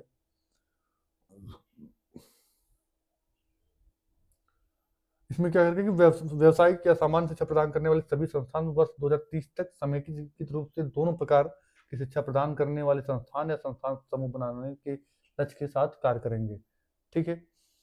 फिर हाँ, पूरे देश में कृषि विश्वविद्यालयों की संख्या कितना है, 9% है केवल, ध्यान रखिएगा, ठीक है। और इसमें जो है कुल नामांकन कितना है, 1% से भी कम है, ठीक। अब सोचिए क्या क्या कर, अब विधिक शिक्षा को भी थोड़ा सा जो है प्रतिस्पर्धा बनाने की आवश्यकता है ना। स्वास्थ्य के सेक्टर में भी काम करने की जो है देखिए पुनर्कल्पित किए जाने की आवश्यकता है, क्योंकि ये सभी दम छो, जैसे देखिए होम्योपैथी के लिए आयुष चलाया जाने जाएगा, ठीक है। सामुदायिक कम्युनिटी मेडिसिन पर फोकस किया जाए, प्रिवेंटिव हेल्थ केयर पर वर्क किया जाए, ठीक है, जिससे सारी चीज़ें सही हो सके, पहले से बेटर हो सके। प्रौढ़ शिक्षा और जीवन पर्यंत सीखना, भाई ये तो प्रौढ़ शिक्षा का मतलब ये होता है कि जैसे आप एक स्टेज को पार कर चुके हैं पार्टिकुलर एज को, लेकिन आप फिर भी पढ़ना चाहते हैं, फिर भी सीखना चाहते हैं, ठीक है। इससे क्या होगा कि आपको चीज़ों को समझने में आसानी होगी, है कि नहीं। चलिए आगे।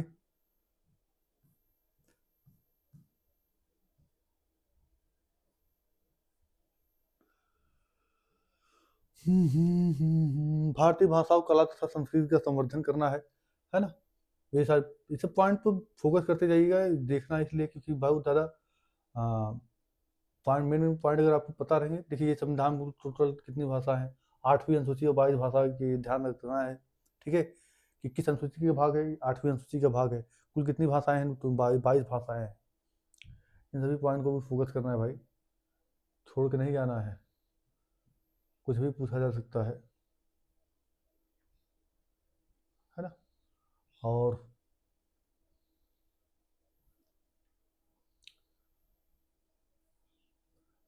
हाँ, आदिवासी के लिए भाई ये देखिए शास्त्रीय, आदिवासी और लुप्त प्राय भाषाओं सहित सभी भारतीय भाषाओं को संरक्षित और बढ़ावा देने का प्रयास नए जोश के साथ किया जाएगा।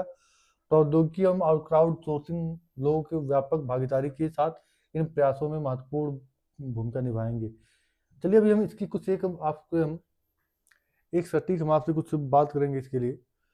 प्रौद्योगिकी का उपयोग और एकीकरण, ये सारी चीज़ें किए जा रहे हैं। हमने इस सब चीज़ों को पहले ही देख लिया है। हमने जो शुरुआत में इसके जो सिद्धांत देखे उसी पर पूरा बेस्ड है। ठीक है, जो था वही था मेन। अभी और क्या है, अभी नथिंग, कुछ भी है नहीं। देखिए ऑनलाइन डिजिटल शिक्षा अभी जो ऑनलाइन चल रही है, इन सब पर फोकस करना है। ठीक है, और इसका पूरा फायदा उठाइए, पूरा लाभ उठाइए।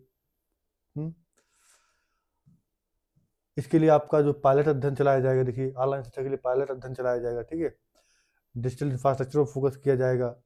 ठीक है, और ऑनलाइन शिक्षा मंच और उपकरण जो है, ऐसा नहीं हम कह दिए, पर इसके लिए हमें इंस्ट्रूमेंट चाहिए होगा। इसके लिए हमें एक माध्यम चाहिए भाई। जैसे अभी यहाँ पर ऑनलाइन क्लास चल रही है, इसके लिए क्या चाहिए, प्लेटफॉर्म चाहिए, हमको जगह चाहिए, है ना, और इंस्ट्रूमेंट चाहिए, बोर्ड वगैरह चाहिए, भाई लैपटॉप वगैरह चाहिए, सब सारी चीज़ें।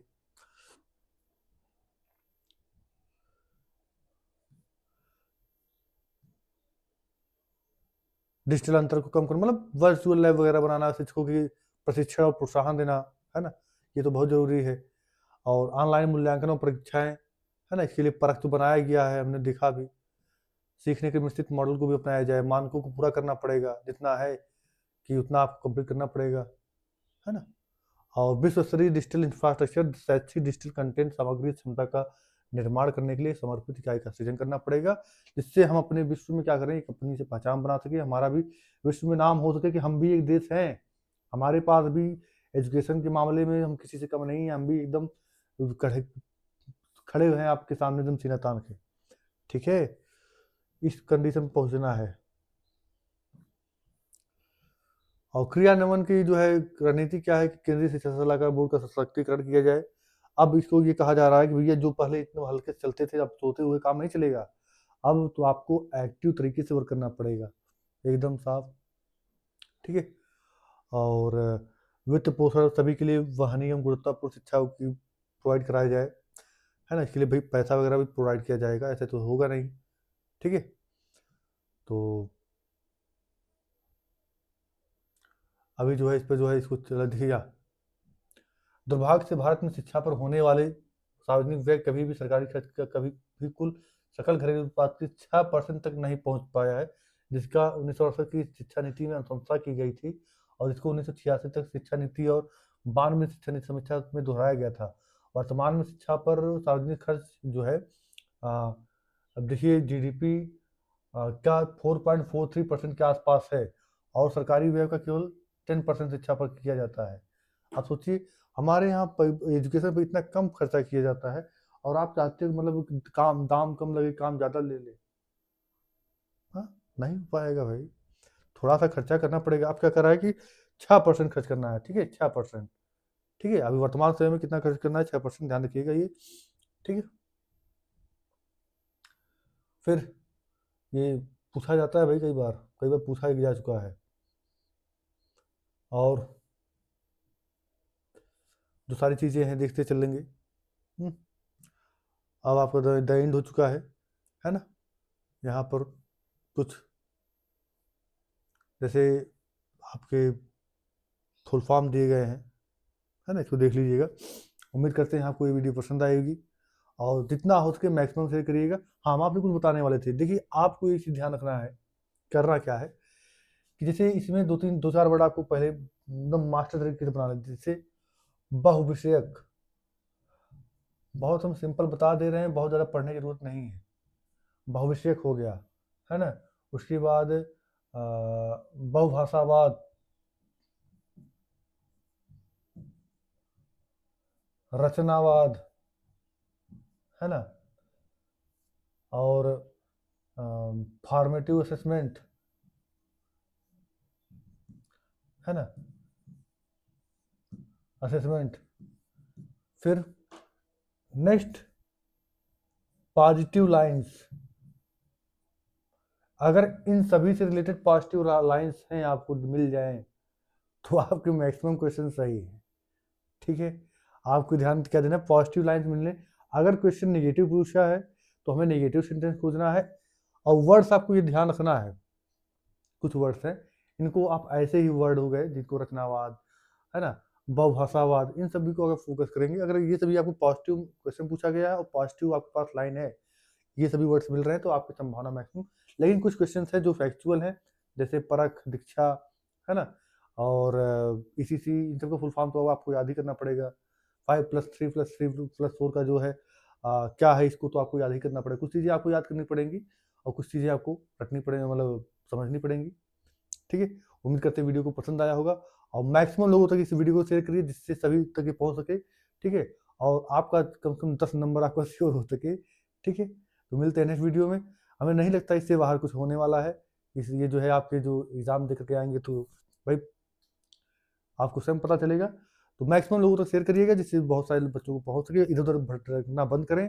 ठीक है, सीधे सीधे आप जो है एक सही जगह से जुड़ सके। मिलते हैं नेक्स्ट वीडियो में, धन्यवाद।